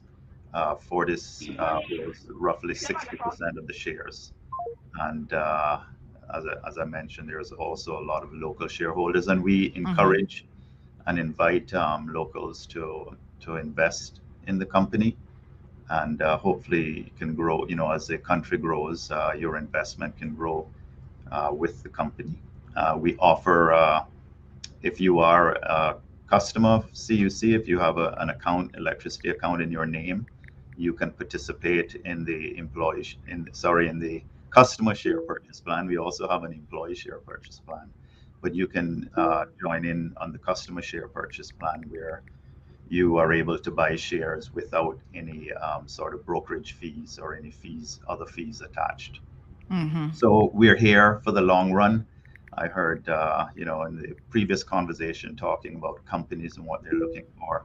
I can tell you the electric utility industry, in particular, our investors, our majority shareholder, are long-term looking. Some of the investments we make those assets will last 40 to 50 years. So we can't have a short-term view. We're continuously planning for 5, 10, 15 years in the future.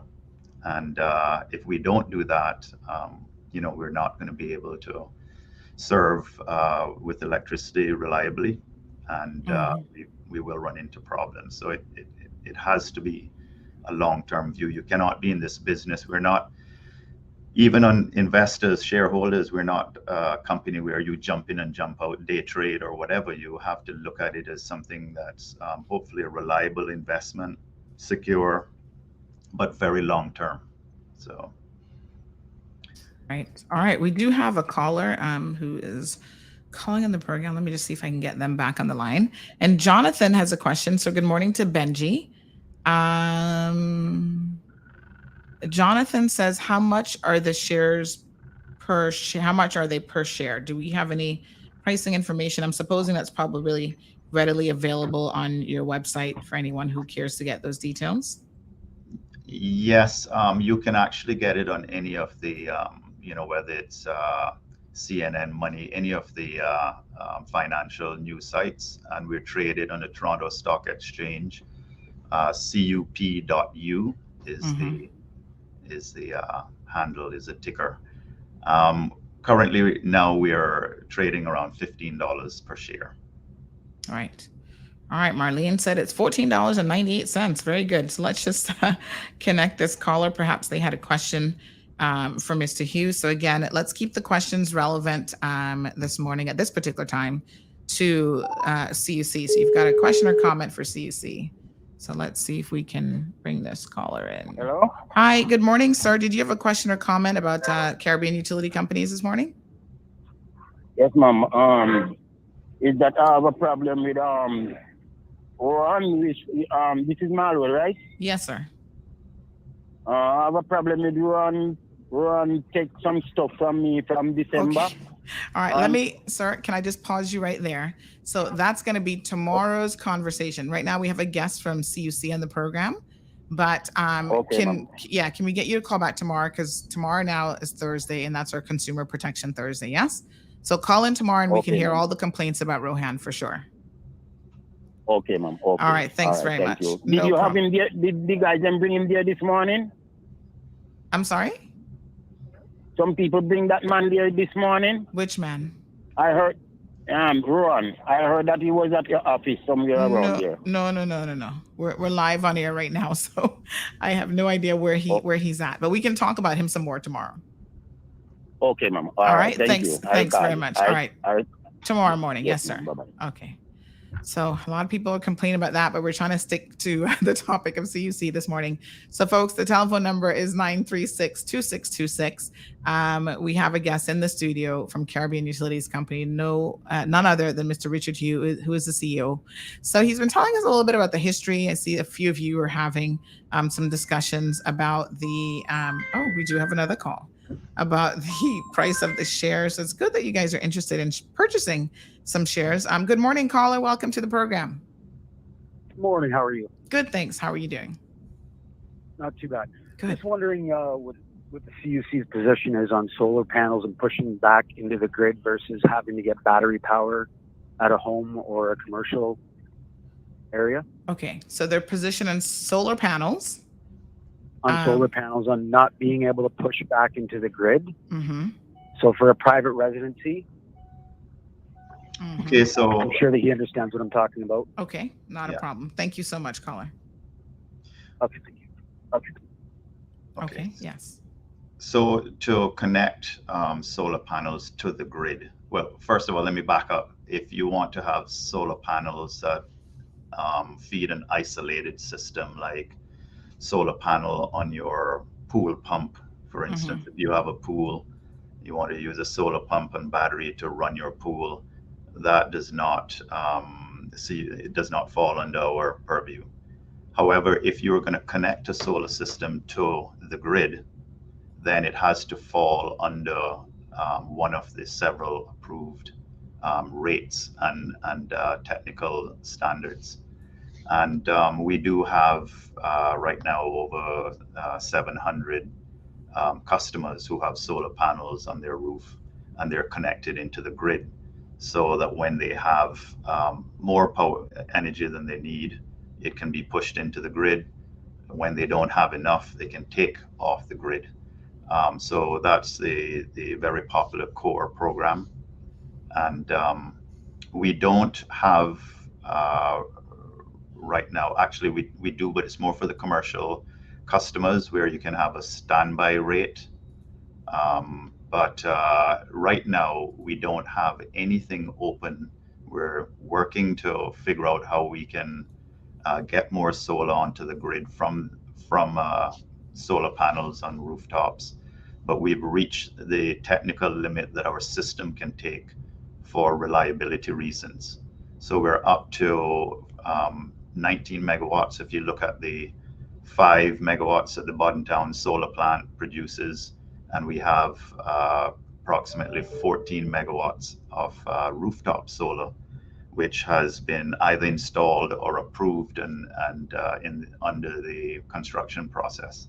Mm-hmm. And once that comes on, that 19 megawatts is larger than any one of our engines. And as you know, it's intermittent, so the solar is not continuous and steady. And so the fluctuations of that group aggregate 19 megawatts up and down our system begins to create reliability problems. We have the solution to that is battery systems to help stabilize the grid. And we have a project that's started and won't be completed until late next year to stabilize the grid. But back to the caller's question, do we allow pushback into the grid? Yes, we do. But if it's a grid tie system, so if you're connected to your solar panel to our grid at any time, it needs to fall under it needs to get approved and fall under one of the approved rates that we have. However, right now we don't have any capacity, and we're working to figure out how we can get more solar on without jeopardizing the reliability of the system. So I think there's a little bit of and you have to tell me if this is misinformation because I'm not really sure, but there are people who obviously think that solar is CUC's biggest competitor. So the more people that go, opt for solar options, that is your biggest competitor, and that therefore that must mean that you guys are fighting against solar. What's the real position here? How does CUC see the overall and the overarching topic of solar products and people going solar?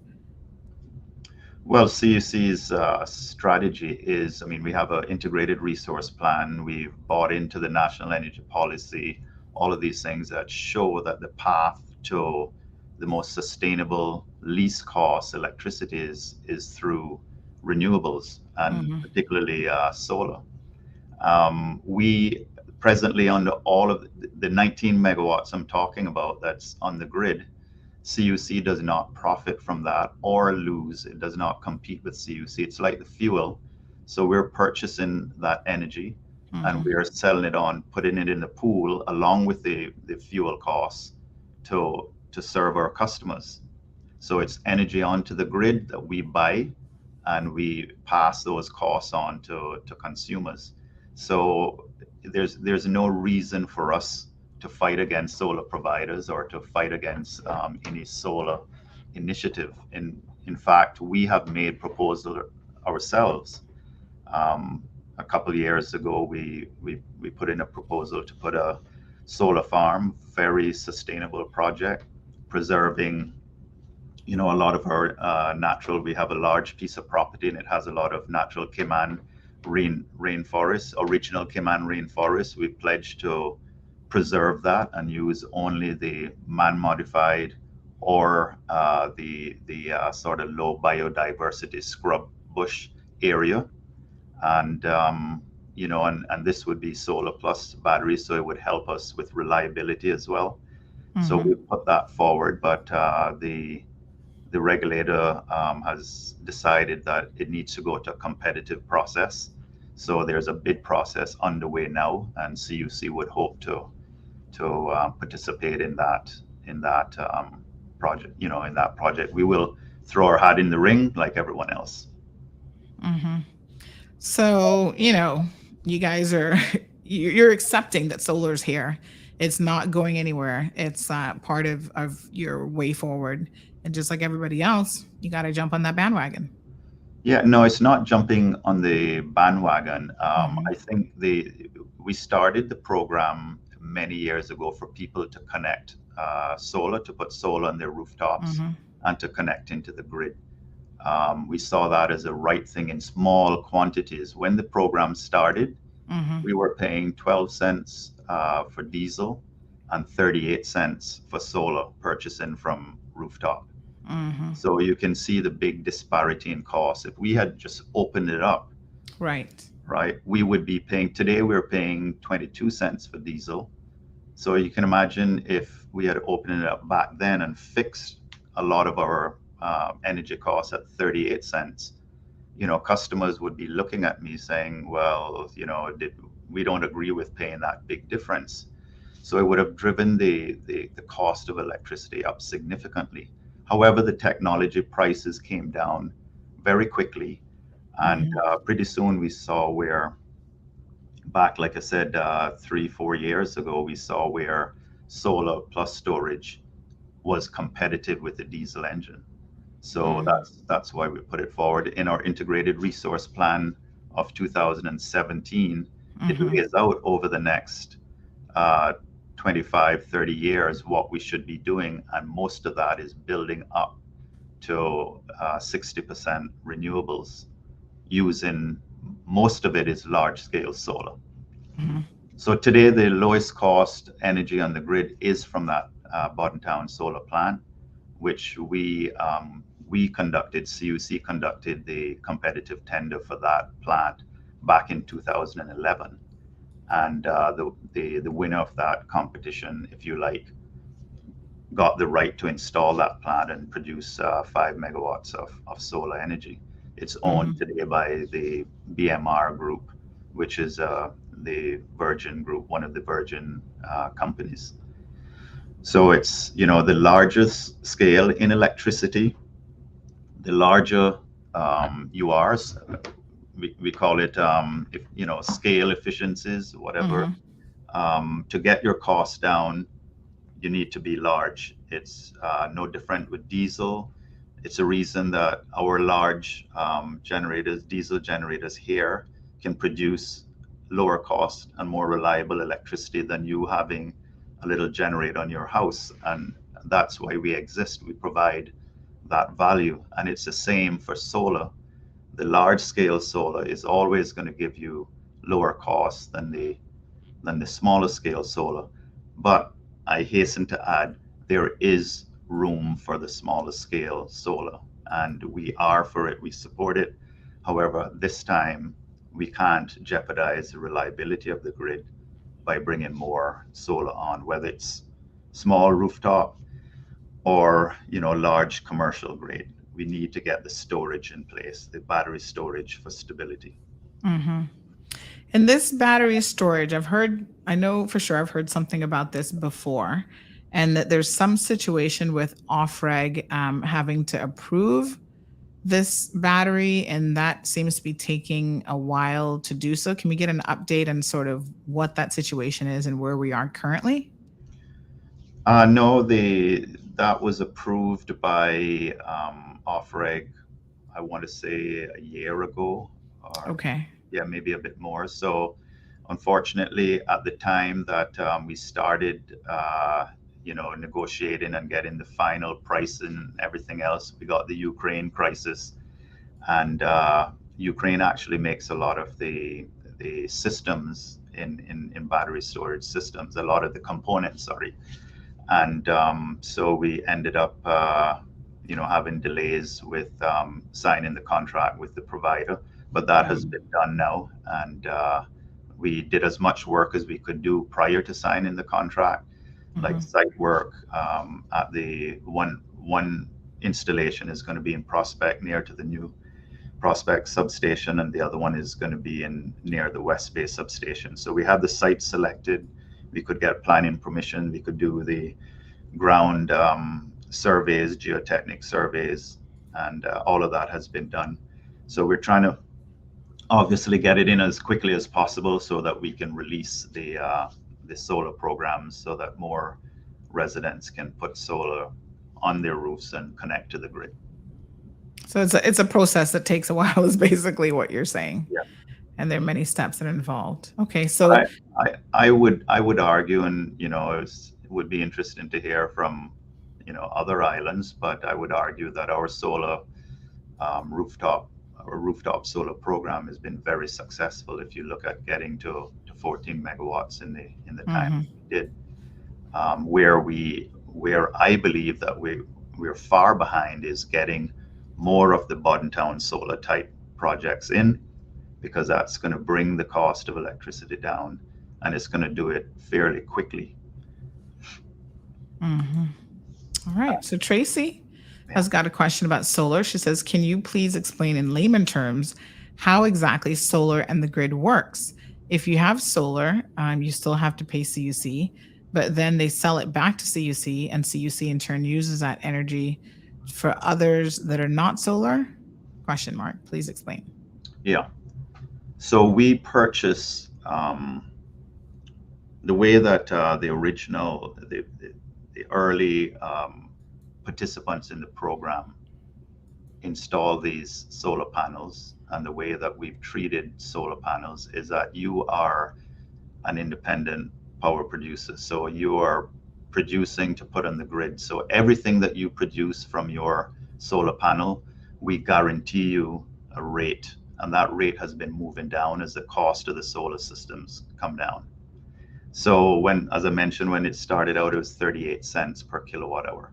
So everything that you produce, we buy from you at 38 cents per kilowatt hour. Everything that you use, you pay the retail rate that all other customers pay. The 38 cents and that we pay to that solar owner, that 38 cents, whatever it, if they're doing 1,000 kilowatt hours a year, that's $380. That would get passed on. It would be a blend into our average rate for all consumers.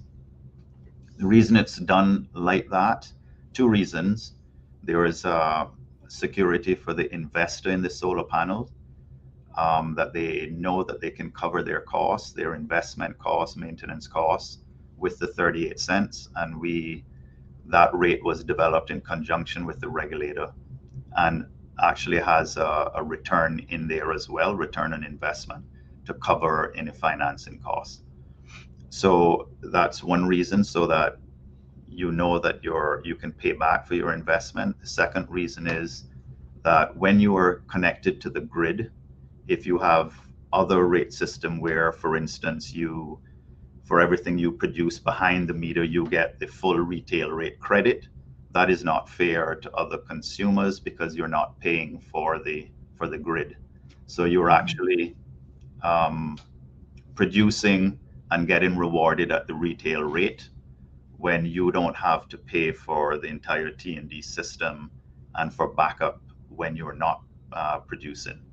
So it's not fair to pay a producer the full retail rate for what they're producing at. So those are the two reasons. There's certainty for the investor, and there's also fairness for the other consumers on the grid. All right, so Tracy, hopefully that answers your question. We have a comment, another question from Tracy. She says, does CUC have the solar farm in East End, and what is the relationship with Richard Branson's solar farm on Island? So do we know anything about the solar farm? Yeah, we don't have a solar farm in East End. There is the Boddentown Solar, which is it's down the road behind the Cox Lumber store there in Boddentown. I don't know if you know where that is. I don't think I've seen it. I mean, I know the general area, but I actually haven't seen it. So that's interesting. There's a quarry behind there, so it's on the quarry property. Okay. Just before you get to, say, the Everglow on the left, there's a Cox Lumber, and down that road in the back there, it's about 20 acres, 25 acres of solar panels.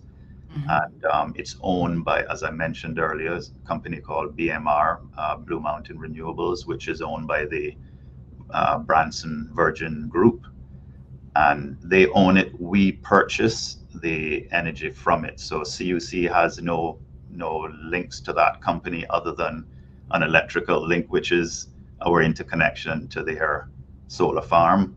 We meter the electricity that they put on the grid right at that connection, and we pay them the agreed rate. And as I mentioned, right now they are the lowest cost provider to the grid.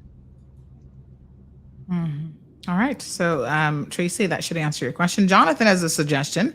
He says, I recommend getting the diesel from Venezuela. You can sell the electricity for half the price in Cayman and can still make huge profits for the stakeholders. So, tell us a little bit about how you acquire any of the fuel that you use and what processes you have to go through.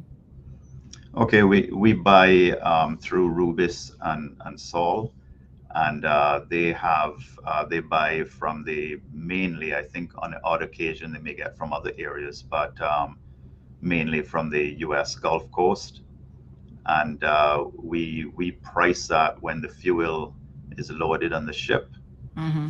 and there is the adder for shipping and then for their costs, and right now it's very competitive. I've heard about I think the Caribbean has had their experience with Venezuela in the past, where Venezuela was actually offering what was like cut rate fuel prices, but actually what they were doing was charging the market price and delaying that price. So the difference between their subsidized rate and the market price, they were financing that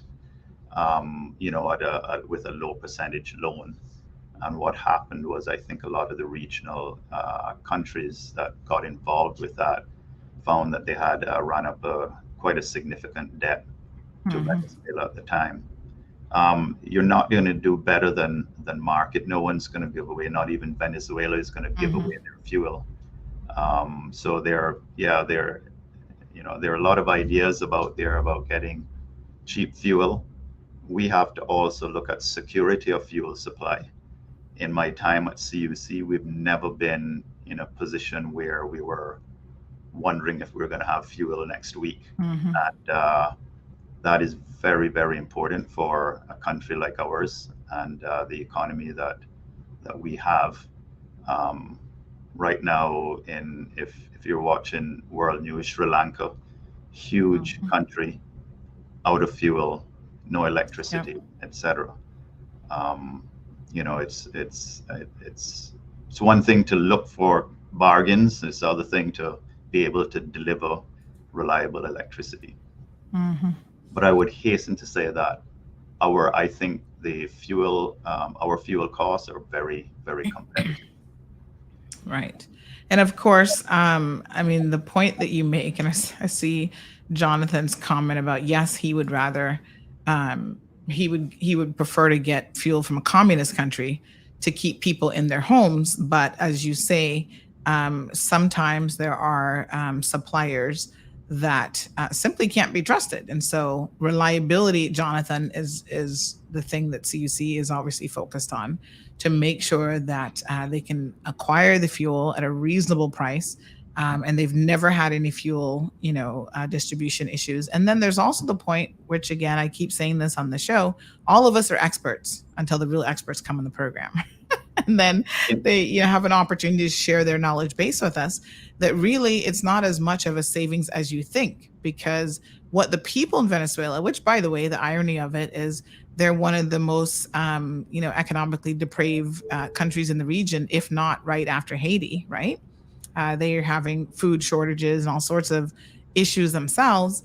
They may get the benefit of having cheap fuel, but it doesn't do them much good because they still can't afford it, because nothing else in their country really works well for their people. So I think in fact, we should. Sandra, in Venezuela, they have fuel shortages. They cannot keep up with the electricity supply, and they have very, very tough laws with respect to electricity consumption. So if you use too much electricity, you're in trouble with the authorities, because they just don't have enough electricity to serve their people. Isn't that crazy? Huh. Yet they sit on one of the largest oil reserves in the world.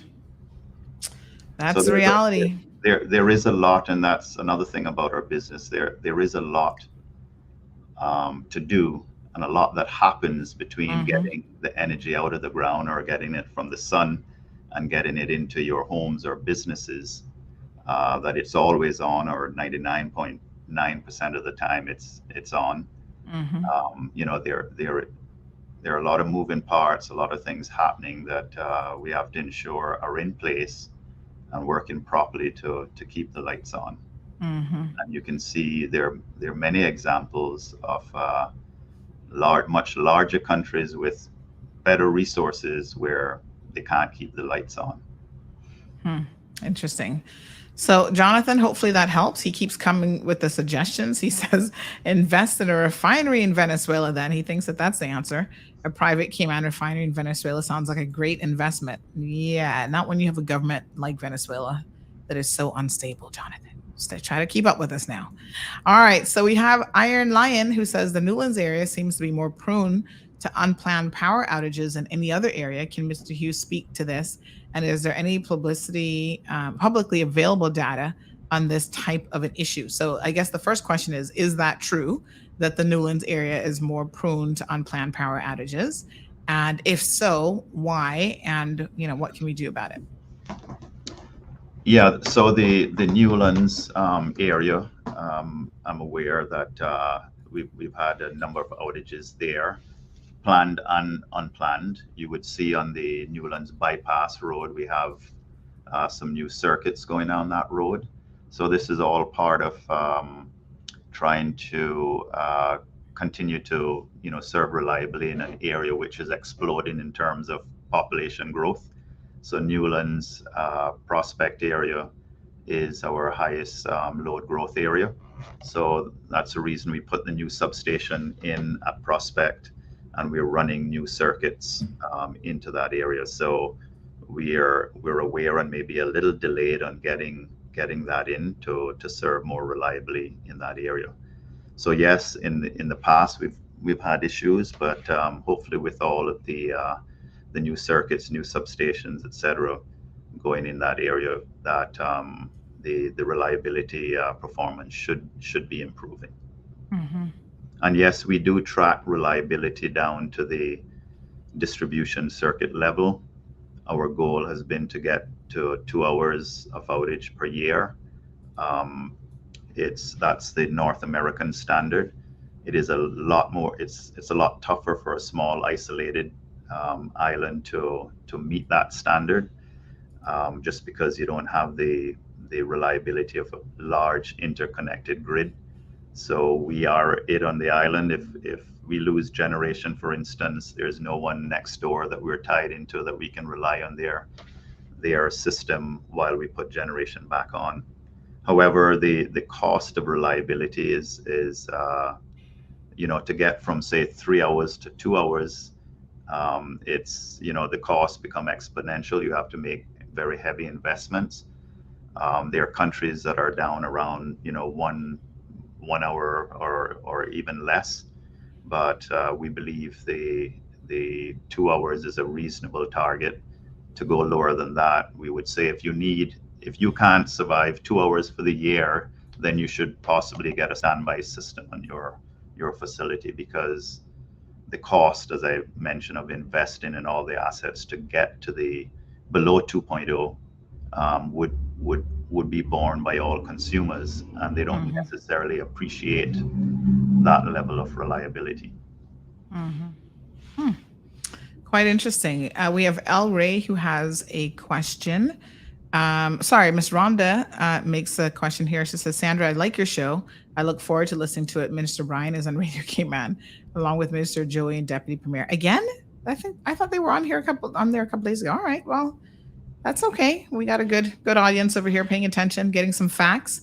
So El Ray says, ask Mr. Hugh how much of CUC's power is generated by renewable energy, and why is every customer being charged a renewable energy fee? So this is something, folks, and undoubtedly you will see showing up on your CUC bill. And there are people who are asking, why am I paying that if I am not a solar customer or I don't have access to renewable energy? So tell us a little bit about what that renewable energy kilowattage fee is exactly. Great. Thanks, Sandra, for putting the graphic up. This is a typical electricity bill. And so, as I mentioned earlier, we're purchasing from all of the renewable energy providers, whether it's bottom-town solar or rooftop solar. We're purchasing all of their energy, and then we're splitting that up. It's that energy that's put on the grid is displacing fuel costs. So the more solar we have, we don't need as much diesel in our generators. So the line there with the renewable energy kilowatt hour is $19.39. That is not in addition to fuel costs. If you like, the line above fuel costs would be going down. Now, to the extent that solar energy is cheaper than diesel fuel, the renewable energy charge will be growing at a slower rate than the fuel cost line is decreasing, if you understand what I'm saying. So we are replacing diesel fuel costs with renewable energy costs. And going forward, as I mentioned, my estimate is anywhere between 10 to 12 cents for renewable energy from a large scale solar farm like the Boddentown Solar. So we're buying renewable energy, let's say at 10 cents, and diesel is currently at 20 cents. You would see that fuel costs coming down significantly and the renewable energy charge going up at a slower rate. In the long run, the fuel cost should be minimal and the renewable energy charge will dominate, because most of our energy used to supply, to provide electricity to our customers will come from renewable energy. We're aiming for 60% by 2030. We're only at 3% today. So if they were at the same price, for instance, you would expect that the 1939 would be 3% of the total of the fuel cost of 360.74 plus the 1939. So across the grid, diesel is supplying 97% of the energy and solar roughly 3%. In the future, we would hope to see renewable energy at 60%. In the next 7-8 years, renewable energy at 60% and the fuel at 40%. Okay. So again, it's a small amount. I mean, it's not humongous, but it's the price you pay when you want to, I suppose, move forward in renewable energy. I mean, people can't just expect to get all the benefits and not have any investment of their own. So we have Daniela. Good morning, Daniela. Daniela says, I live in Newlands and I followed all of CUC's recommendations for power surge protection, and I've lost numerous electronics and it's blown control panels on my same set appliances. So how can you, this is a very good question actually, because I feel Daniela's pain. This has happened to me before. Losing electrical equipment to either power outages, or sometimes it's not even really an outage, it's just a surge. So what can the consumer do to protect their appliances or their electronics from any sort of power outage or power surge? So the best protection is to put on your main panel a power surge protector. So your main distribution panel in your home. Because that protects the entire, all of the appliances within the home. And for computers, etc., you can have other protection right at the computer. The surge arresters that you can, the power strips with surge arresters can help with that protection as well. I have at my home a whole panel surge protector. Last week, I think it was Thursday, I had lightning strike a royal palm, it's about 15 feet from my front door. It went on fire. It blew all of the landscape lighting out of the ground. The landscape outlet outside was blown up. Fire trucks were there, everything. I missed the whole thing because I was out of my home and everyone is calling, asking if I'm okay. But by the time I got home, it was all over. But the the important thing is that nothing inside the house was damaged, only the landscaping, and this was a direct lightning strike, as I said, caught the tree on fire and blew things up in the yard, but nothing in the home was damaged. We have an overhead distribution system. You see the poles and wires on the sides of the streets, and very prone to lightning. When we have lightning strikes, we'll get surges. We also have times when there's a fault in the line, whether it's a motor vehicle accident or whether it's a bird getting between the wires. And whenever we have those sorts of faults, it can also create surges. So it's important that our customers do have surge protection, and the best, as I said, is the one that goes on the main panel. It's they're in the range of $300, and you should get someone who knows what they're doing, a qualified electrician to install it.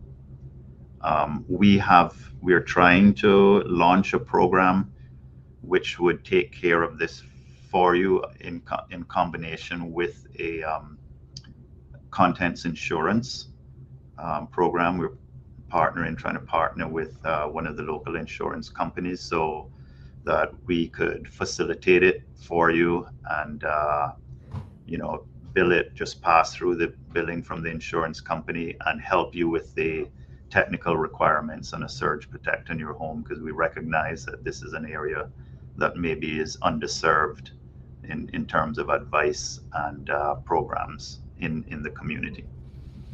So basically, the little surge protectors that you tend to buy at the store aren't really of much use, is what I'm hearing you say, if you're suggesting put a proper one on the panel box itself. Yeah.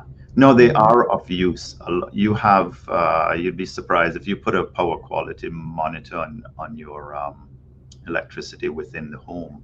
There are a lot of surges and spikes that are created by your appliance in themselves. Every time you turn on a light switch or a switch for an appliance, it creates noise in the system, little spikes.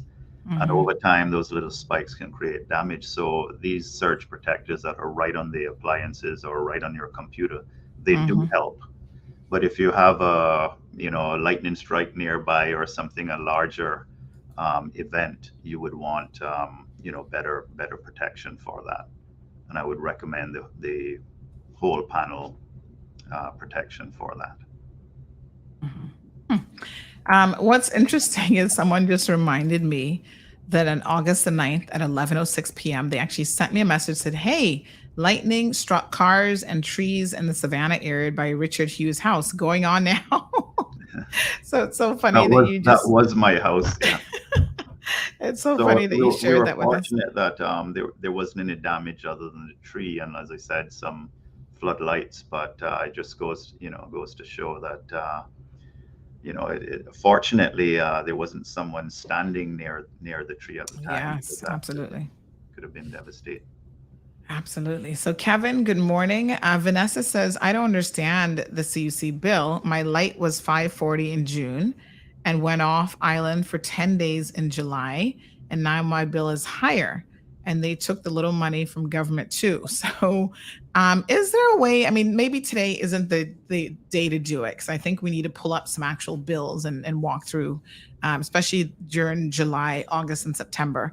But can we perhaps put that on our action list for a future show where, maybe Sasha's the better person to actually do this. I'm not really sure. Mr. Sasha Tibbetts there at CUC, but, can we actually go through a bill in detail and look at what's actually happening with a person's usage? And we hear people say, I go off the entire month and I turn everything off and I still come back and I have this huge bill. So can we look at some of those factors? And I'd love for us, I know that Sasha has mentioned before that there is such a thing as an energy audit to really see what in your home is taking up the consumption. So a lot of times it's things like your major appliances. Air conditioning, I think, is probably number one, and then something like a refrigerator that never gets turned off. You don't turn off your refrigerator even when you go on vacation. So that's still pulling, I guess, some energy usage, no matter what it is that you're doing. So can we just put that on a little list? Vanessa, I'll let you know when that's going to happen.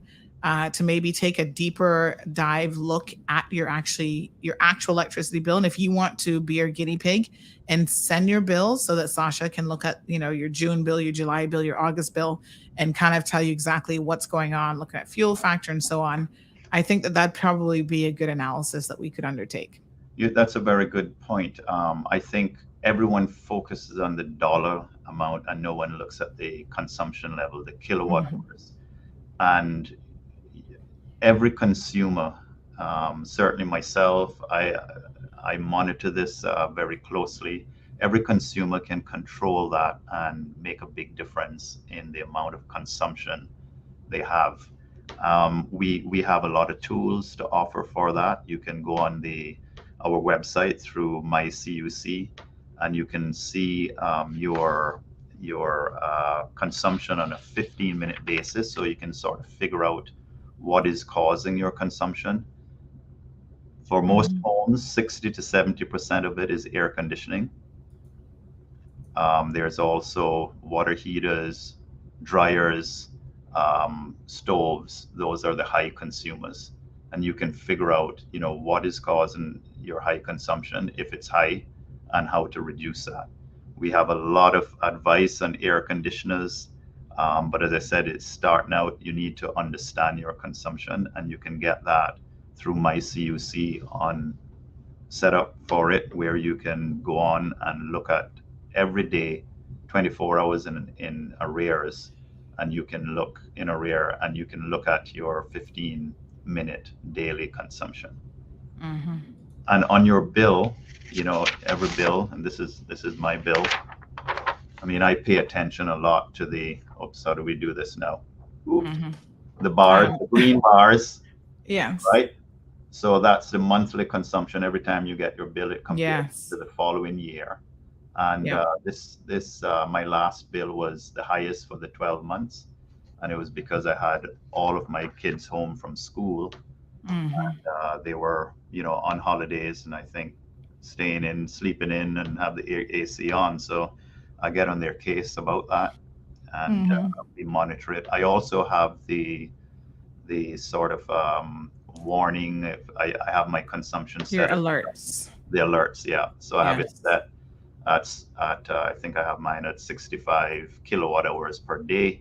If I go above that, I get an email saying you've gone above your consumption level target that you've set. Then what do you do? Do you call the kids and say, get off all the get off the phone, the TV, stop playing the video games? It's usually the air conditioner, so it's a reminder. Look, set the temperature up. We have you have the programmable thermostats. Those are very important. I think in this day and age, if you're traveling, you forgot to turn the AC off, you can log in phone and just set it up. I did a lot, early in my career as an engineer.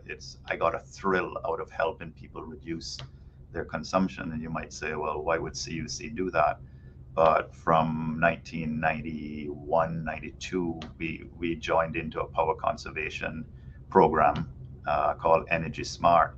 And it's always been we have been consistent, for the last 30 years, 40 years, that look, we want you to use only the amount of electricity that you need to make your lives better. If you're wasting electricity, we don't want a disgruntled customer who has a bill higher than they can afford because it's been wasted. So we're interested in helping you get your consumption level down to where it's affordable and you're still enjoying the comforts of electricity. The biggest, as I mentioned, air conditioning. You need insulation. Your air conditioner is like a heat pump. If I use the analogy, it's like a bilge pump in a boat. If you have a leak in your boat and there's water coming in, the bilge pump is going to run to pump it back out.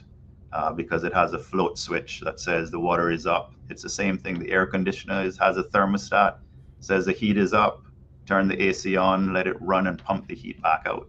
If you have a lot of holes in your boat, your bilge pump is going to run continuously, probably kill your battery. burn the pump up. If you have a lot of holes in your insulation in your home, the air conditioner is going to continue to run, and once it's running, it's drawing electricity. That is kilowatt hours that you have to pay for. And so if you can keep the AC running to a minimum by not allowing the heat to get into the home, then you're going to have much lower bills.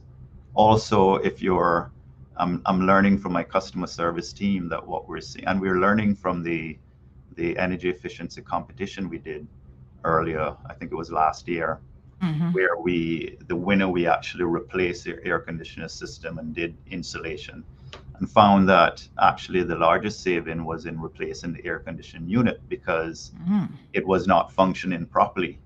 It wasn't a high efficiency unit, but besides that, it just was not working properly.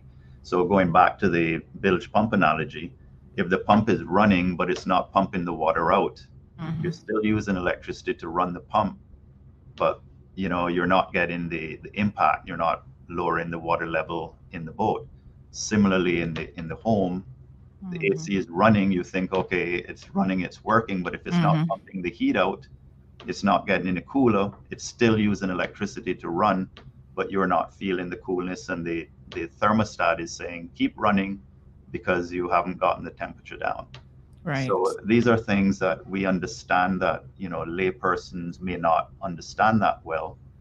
And so if we can try to educate people along these lines and work with the air conditioner vendors, so on, to bring in more reliable and air conditioning systems, that's to the benefit of the community at large. As I said,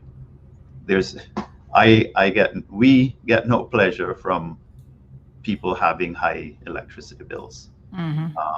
We want you to enjoy the electricity and all the benefits that come from it, the quality of life, but we don't want you to inadvertently have to pay more than you need to because it's being wasted. All right, very good. So Natasha supports installing a whole home surge protector and then the mini surge protectors on appliances and technology like the UPS units. Miss Rhonda says, morning, Sandra. Very good morning to Mr. Hugh. Very informative. I think CUC's employees are the best in the Caribbean and they are very informed. Thank you, sir. So some appreciation this morning. We have a question from John. So John says, good morning. Why didn't everyone get the credit from CUC? Seems very discriminatory, the 2,000 kilowatt benchmark. So again, this is the government program where basically they're going to be subsidizing. We didn't speak about that, and it's similar to your previous guest with the fuel cap. Basically, in recognizing the global realities of high fuel prices, and we have been warning of it. There's been a time lag because of the time it takes us to buy the fuel, ship it here, and then the regulatory process to calculate and pass through those costs to consumers. We could see that we were purchasing at a very high price, but that wasn't hitting consumers as yet. So we went on a campaign to let people know it's coming. Don't think that we're insulated from the rest of the world, and to prepare, figure out if you need to do your maintenance in your air conditioner, etc. So in that preparation, I think the government said, well, maybe we can help here. And they contacted us and said, is there anything, how could we help, offset that fuel cost? And it came down to them trying to help as many residential consumers with the budget that they had. We couldn't do it everyone and meet their budget requirements. And so when we looked through, the 2,000 kilowatt hours hits about 80% of our residential consumers, the 100 to 2,000 kilowatt hours. Under 100 kilowatt hours, those are like boat docks and so on, and the assistance would have been very small in any case. But or construction sites or what have you, temporary supplies would be the under 100 kilowatt hours, and over 2,000 kilowatt hours, we understood to be much larger residences, generally speaking, that would perhaps not be as needy as the lower consumption level. Mm-hmm. Are there people in the over 2,000 that maybe there are situations that, yes, I've had to move 2 families in with me or something like that? They probably exist, and I think those have to be dealt with on a case by case basis, by the various agencies that government has to assist those that are needy. Mm-hmm. And it's not perfect. I'll be the first to say that, and the government knows that as well. I don't speak on their behalf, but I'm just saying when we looked at it, we were trying to find a program that impacted as many consumers as they reasonably could with the dollars that they had to put to this And program. residential consumers, because a lot of people who would be using more than that. So Yeah. to John's point, if you own a business, you should be, in a better position to pay for these things than the average consumer. So I think the government's remit was sort of looking at the average consumer. And, once you get into the 2,000 plus kilowatt range, you're looking at people who probably have homes that are 4,000 plus square feet. And again, I think the logical thinking behind that is if you own a 4,000 square foot house or a 5,000 square foot house, you should be able to afford your CUC bill. You've got to sort of think about these things, build based on what you can afford. And, I think that's probably a fair position, that the more means you have, the less you should be looking for government to subsidize you. So Jonathan says that he notices a little surge in his lights when the neighbor's air conditioning is turned on, and he's wondering if that's normal. That sounds bizarre. Yeah, I would say he should contact our customer service about that. It could be that the transformer or the service wire has more load than it should have. It could be a design issue on the network. Sometimes we get additional load put onto the system that we don't know anything about. So that when you have large loads coming on, like an air conditioner, it causes a little flicker in the light. So we can have a look at that, and if there's anything to be done to correct it, we will. Mm-hmm. So Paula says, morning, Sandy. Thanks for all you do. My electricity is the highest it's ever been for July's bill. Noted no government assistance on my bill. Wondering who's benefiting from this government assistance. So can you explain when people will actually realize the credit? Because I know it's for the, is it July, August, September bills? But then you're not going to see it until... Yeah, it's the August bill. So if you had 2,000 kilowatt hours or less consumption on the bill that you received in August, which is actually billing you for the July consumption, but it's the bill that was it comes in August. Comes in August. Right. So mine is 8th of August was when I received mine, and most would be around, I think our billing process is over 24, 48 hours. So if you were under or at or under 2,000 kilowatt hours, you will see the assistance. The July bill would have been the highest. Last summer, we were around 11 cents per kilowatt hour on the fuel costs. And we were up to 20 cents, 22 cents. And let me just get I think it's changing from 20 to 22 cents. So yeah, August fuel rate is 22 cents. So that's going to come on to the bills that you'll receive in September. So the August, September, and October bills are the ones that the government are assisting with. But that is consumption for July, August, September. Okay. And those are the hottest months of the year, typically the highest consumption. And also this year coinciding with a fuel price spike. We're seeing the prices come off a bit now, the fuel prices. I was just looking at it this morning, and yes, they're dropping a bit. So hopefully, going in once the assistance comes off, we'll see that the fuel price is down a bit, but there are no guarantees there. Mm-hmm. So we have some people, and we're, believe it or not, out of time, but we do have some people giving us some tips on, for example, Tracy says, turning off and on your AC actually takes more power. Consciously setting your AC at a lower temperature during times you're not home. We actually found out last time from Sasha that that is a misconception, that a lot of people believe that, as Tracy Correct. does, that turning it off isn't going to save you. But Sasha said that's not true. Turn it off. Yeah. Yeah, Yeah, so that's one of those things that's always in circulation, but actually isn't factual, Tracy, believe it or not. Yeah. I always say, if I'm out of the home, you can set it up to 85. If you turn it off altogether, it would be the lowest cost on electricity and consumption, the least amount of consumption. Once it isn't running, it's not using electricity. Yeah. However, if your home isn't insulated properly and you get very high temperatures inside approaching what it is outside, if it's 90 degrees outside and you don't have insulation, you're going to be 90 degrees inside as well. And that can cause issues, scent, odors, mold, etc. So the idea is that if you set it up to 85, that's what I do. Yes, it will run and will cost me a little more, but it'll keep the heat and the humidity heat and humidity and out of the home. Mm-hmm.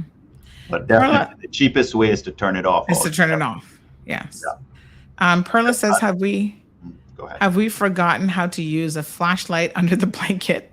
How about a standing fan? We have the tools to save right before your eyes. Maria says changing the filters every 2 months and having your AC serviced every 3 months is also very important, because sometimes you have, to Maria's point, we've noticed it before, you might have a little leak of Freon and whatever, and you don't even know it until your AC guy shows up to service it, and he says, yeah, you're losing Freon. And so you keep having to dip the temperature more and more to cool it at the same feel like temperature. And there's a reason for that. Perla also says, open up those windows and get some fresh breeze in. So I know that Mr. Hugh wanted to speak more about some of the things that you could be doing. And I've had a few people send me some of their bills, and they're asking specific questions about the bill. Can we maybe just get sort of promise, if you will, that we can have Sasha back on the program, because I know he's very, very good. He's, I think, Vice President of Customer Service, and he's really good about delving into some of those details about the things that you can do and even looking at your bill. So if we can get him on a future program soon, we can start to go through some of those finer details. Definitely. As often as we're needed to come on and to share information that will help, consumers, we're willing to do that. Mm-hmm. I really appreciate the time given this morning, and just contact us, and we'll definitely come back on the show to focus on energy conservation. Yes, awesome. All right, so let's do that, folks. Let's look at everything that you can do to help yourself bring down those utility bills. So thank you guys so much for tuning into the program. Mr. Richard Hughes, CEO of Caribbean Utilities Company, thank you also for coming on the program today. Again, we know that you guys are very, very busy, but taking the time out and they reached out to us, folks, wanting to come on and engage with you, the consumers and the listeners, to let you know exactly, what's going on during the summer months and what they have been doing and what they're up to. So we really appreciate it. And please don't be a stranger. Thank you, Sandra. All right, folks. In public. Yes, thank you again. All right, so that's Mr. Richard Hugh. We're going to play our news coming up here. So do not move. We still got news. I realize that we're a tad behind this morning, but we're going to go ahead and get that queued up here for you now. Some very, very interesting information. Like I said, we have received some bills from individuals, and they're asking like very, very specific things. But I think the best person for that is definitely Sasha Tibbetts. He is well versed in all of that. So Ms. Tracy says, very informative. Thank you, Mr. Hugh. Lily expressing her thanks as well. Says, thank you, sir. Very informative. Cayman Rehab says, so Sandy, as I mentioned previously in your show on the government fuel subsidy, some customers will be getting the subsidy who do not need it, including myself. And I appreciate the rebate, but there are others who need it more than me. Yeah. And I mean, Cayman Rehab, to be fair to government, they had to set some sort of a benchmark, right? And even though you fall within the benchmark criteria, you're saying, hey, I'm okay. You know, I can pay my bills, whatever. But they had to set something. You know what I'm saying? So I think they did the best with what they have. They spoke to CUC. They understood that the most common range that's going to, impact the most number of residential customers is at 101 to 2,000 kilowatt. That's over 22,000 people that would be getting help. And I think that, most of those people welcome the assistance. So yes, Cayman Rehab, you're in a fortunate position, perhaps an enviable position where you don't really need it, but you're caught in the net. So just be thankful. So Alma says, I tend to hear people say this a lot, but my bill is higher if I burn my AC night and day. I don't see any difference. All right. Well, send us your bill and we'll have a look and see based on usage. You might not be looking the dollar amount. There's a lot of things that impact the dollar amount, but you should be looking at the actual usage and not the dollar amount. So Jonathan says, there are times I think about sticking a stick of dynamite in my AC and wait for another lightning storm and see if my insurance will pay to replace it for me. Oh, yeah, probably not. He wants lightning to strike the AC unit so he can get a new AC unit. Just save up some money and try to get one, honey chill. So Everton says there could be a few things why your light flickers. You have to check to see what appliance makes your light flicker. If it's the AC coming on, washing machine, dishwasher. It sounds like you got some kind of load balance issue going on and you need an electrician to come out and help you. Morning, Julian. El Rey says, Sandy, the government subsidy is being received by customers who don't need it. My bill is under 2,000 kilowatt. I got the rebate, but don't need it. Well, you know what you could do, El Rey and Cayman Rehab, is whatever you saved because of the government subsidy, maybe go, I don't know what it is, $50, $100.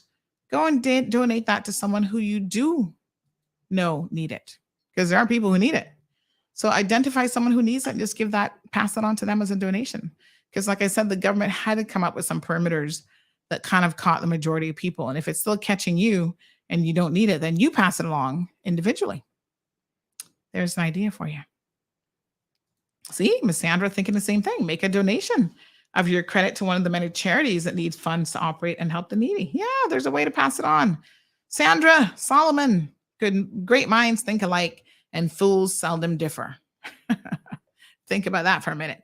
All right, beautiful people. That's it for the show today. Tomorrow is Consumer Thursday. I know the numbers are going to be super high tomorrow because we're going to be talking about, again, Mr. Rohan, as we saw people calling in about him today. We'll talk about the young lady who's in court for, not paying insurance, and we're going to dissect that whole situation. She's got employers who are now messaging about, they want to defend her.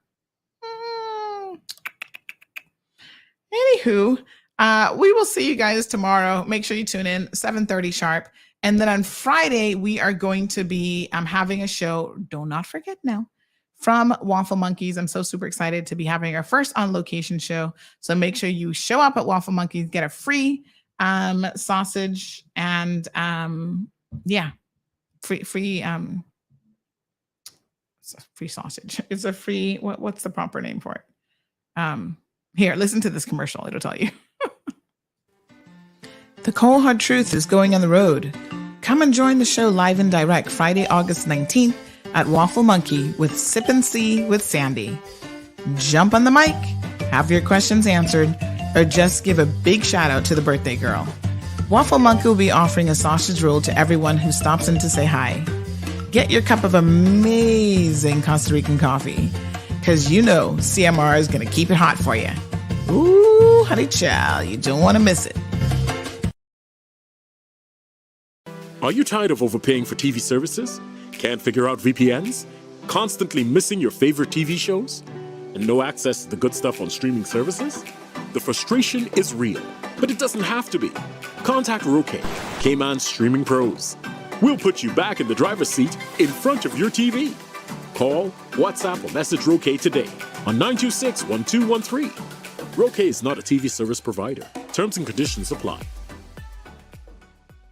Crichton Properties is one of Cayman's most trusted real estate companies for over 50 years. We offer a diverse selection of property listings and help our clients navigate the world of buying or selling their properties with confidence. Crichton is a name you can trust with our excellent customer service and family-friendly touch. Contact us today to list your home, land, or condo for sale by calling 949-5250 or email info@crichtonproperties.com. Crichton Properties, a trusted Cereba member. Healthy Life app is now My HSA Cayman. Securely access your health information and COVID-19 vaccine QR code anytime, anywhere. You can get the My HSA Cayman app by following the easy steps. Step 1. Search My HSA Cayman in your app store. If you already have Healthy Life, open the app and you will be prompted to download the My HSA Cayman app. Step 2. Download the My HSA Cayman app. Once download is complete, search for Cayman Islands Health Services Authority. Step 3. Login. Enter your username and password. This is the same username and password used on the Healthy Life app or desktop portal account. Having trouble with your login? Reset your password. Click Forgot Password on the login page and follow the prompts. If you're still having difficulties, email portalinfo@hsa.ky or visit the portal FAQ page at www.hsa.ky. Sign up for My HSA Patient Portal online or on site at any of our registration counters.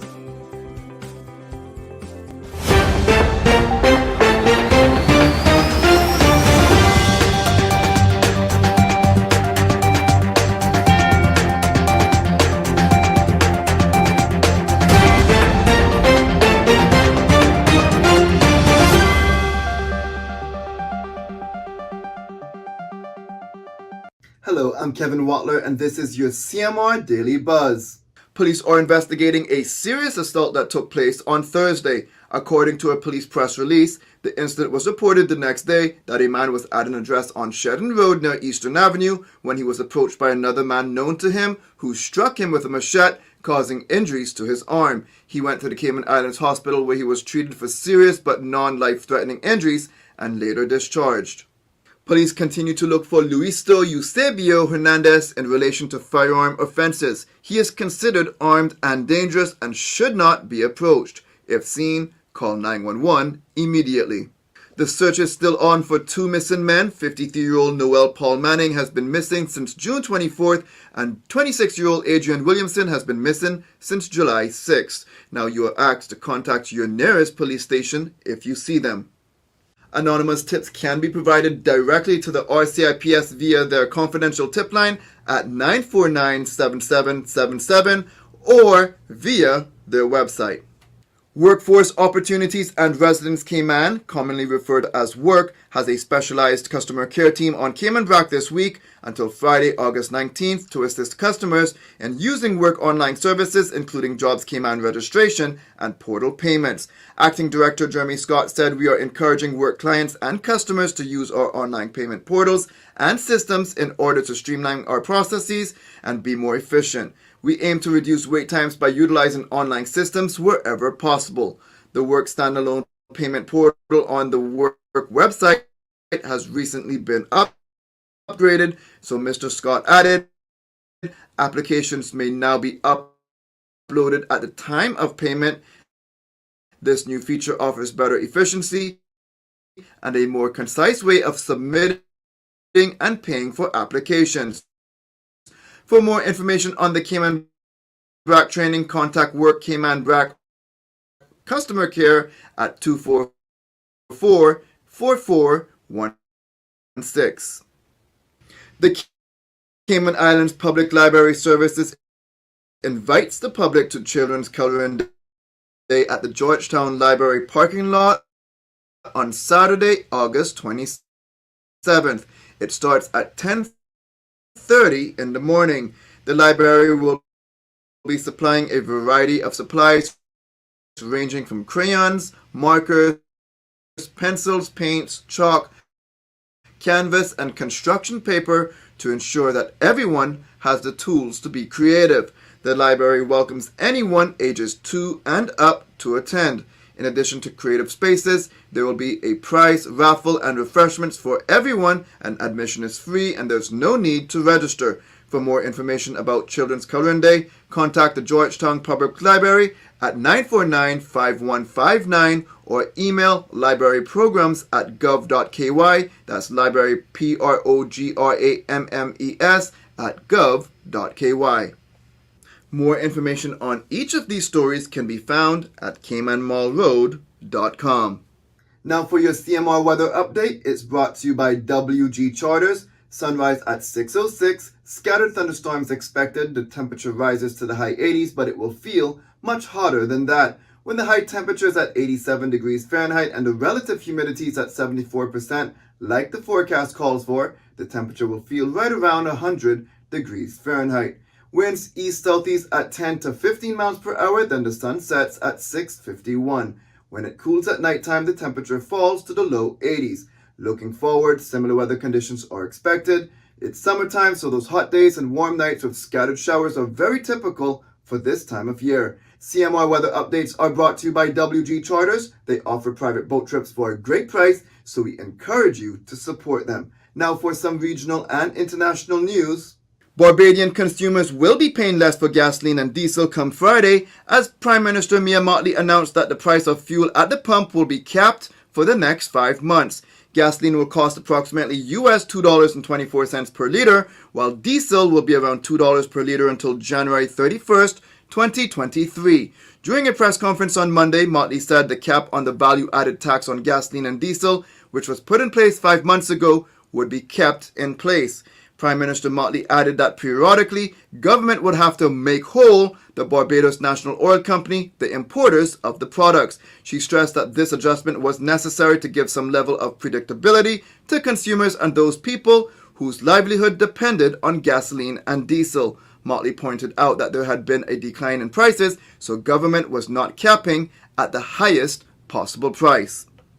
United States Customs and Border Protection officials say 187 Cuban migrants have been arrested after landing in the Florida Keys on 10 separate boats over the weekend. On Monday, an additional 54 were arrested at 3 different locations. Many of the boats the Cuban migrants were on are described as rustic. Miami Sector Border Patrol agents and other law enforcement partners will be increasing their patrols. Grenada's Chief Magistrate Teddy St. Louis is to sentence 4 men from Trinidad and Tobago who pleaded guilty to committing grievous bodily harm to Grenada's reigning world javelin champion, Anderson Peters. The 4 men will remain in custody until sentencing. Police had initially announced the arrest of 6 of the crew members of Harbor Master, but when the hearing began, the state prosecutors dropped the charges against one of the men, who was described as the crew's operations manager, after video footage was reviewed and indicated that he was trying to separate the men who were engaged in the scuffle. The other person who had been charged pleaded not guilty. Menstrual products, including pads and tampons, will be available in public buildings, schools, and universities across Scotland, as the country became the first to make these products accessible for all. Scottish lawmakers passed the Period Products Bill unanimously in November 2020, representing a landmark victory for the global movement against period poverty. The new law means it will be the responsibility of local authorities and education providers to ensure the products are available free of charge. United States First Lady Jill Biden has tested positive for COVID-19 while vacationing in South Carolina with her family, including President Biden, and is experiencing mild symptoms, the White House confirmed on Tuesday. Elizabeth Alexander, the First Lady's communications director, announced a positive test, saying she will remain in South Carolina until she receives 2 negative COVID-19 tests. Alexander added Jill Biden is taking Paxlovid and will be in isolation for at least the next 5 days. Jill Biden's positive test comes not long after the president experienced his own bout with COVID-19. He originally tested positive on July 21st and isolated at the White House while the First Lady remained at the couple's residence in Delaware. He emerged from isolation 6 days later but developed a rebound case on July 30th, forcing him to isolate once again until August 7th. That's it for now on the Daily Buzz. Thank you for joining me. Please stay safe and God bless.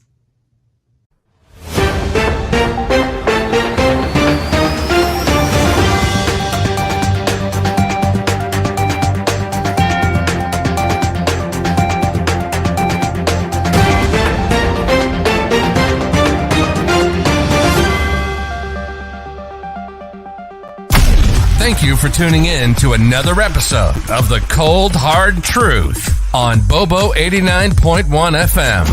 Cayman's #1 talk show is live weekdays from 7:30 a.m. Never miss an episode again. Watch anytime on CMR's Facebook and YouTube channels for the latest show episodes. Don't forget to follow us online on our social media channels. And visit CaymanMarlRoad.com for all the latest news and community happenings.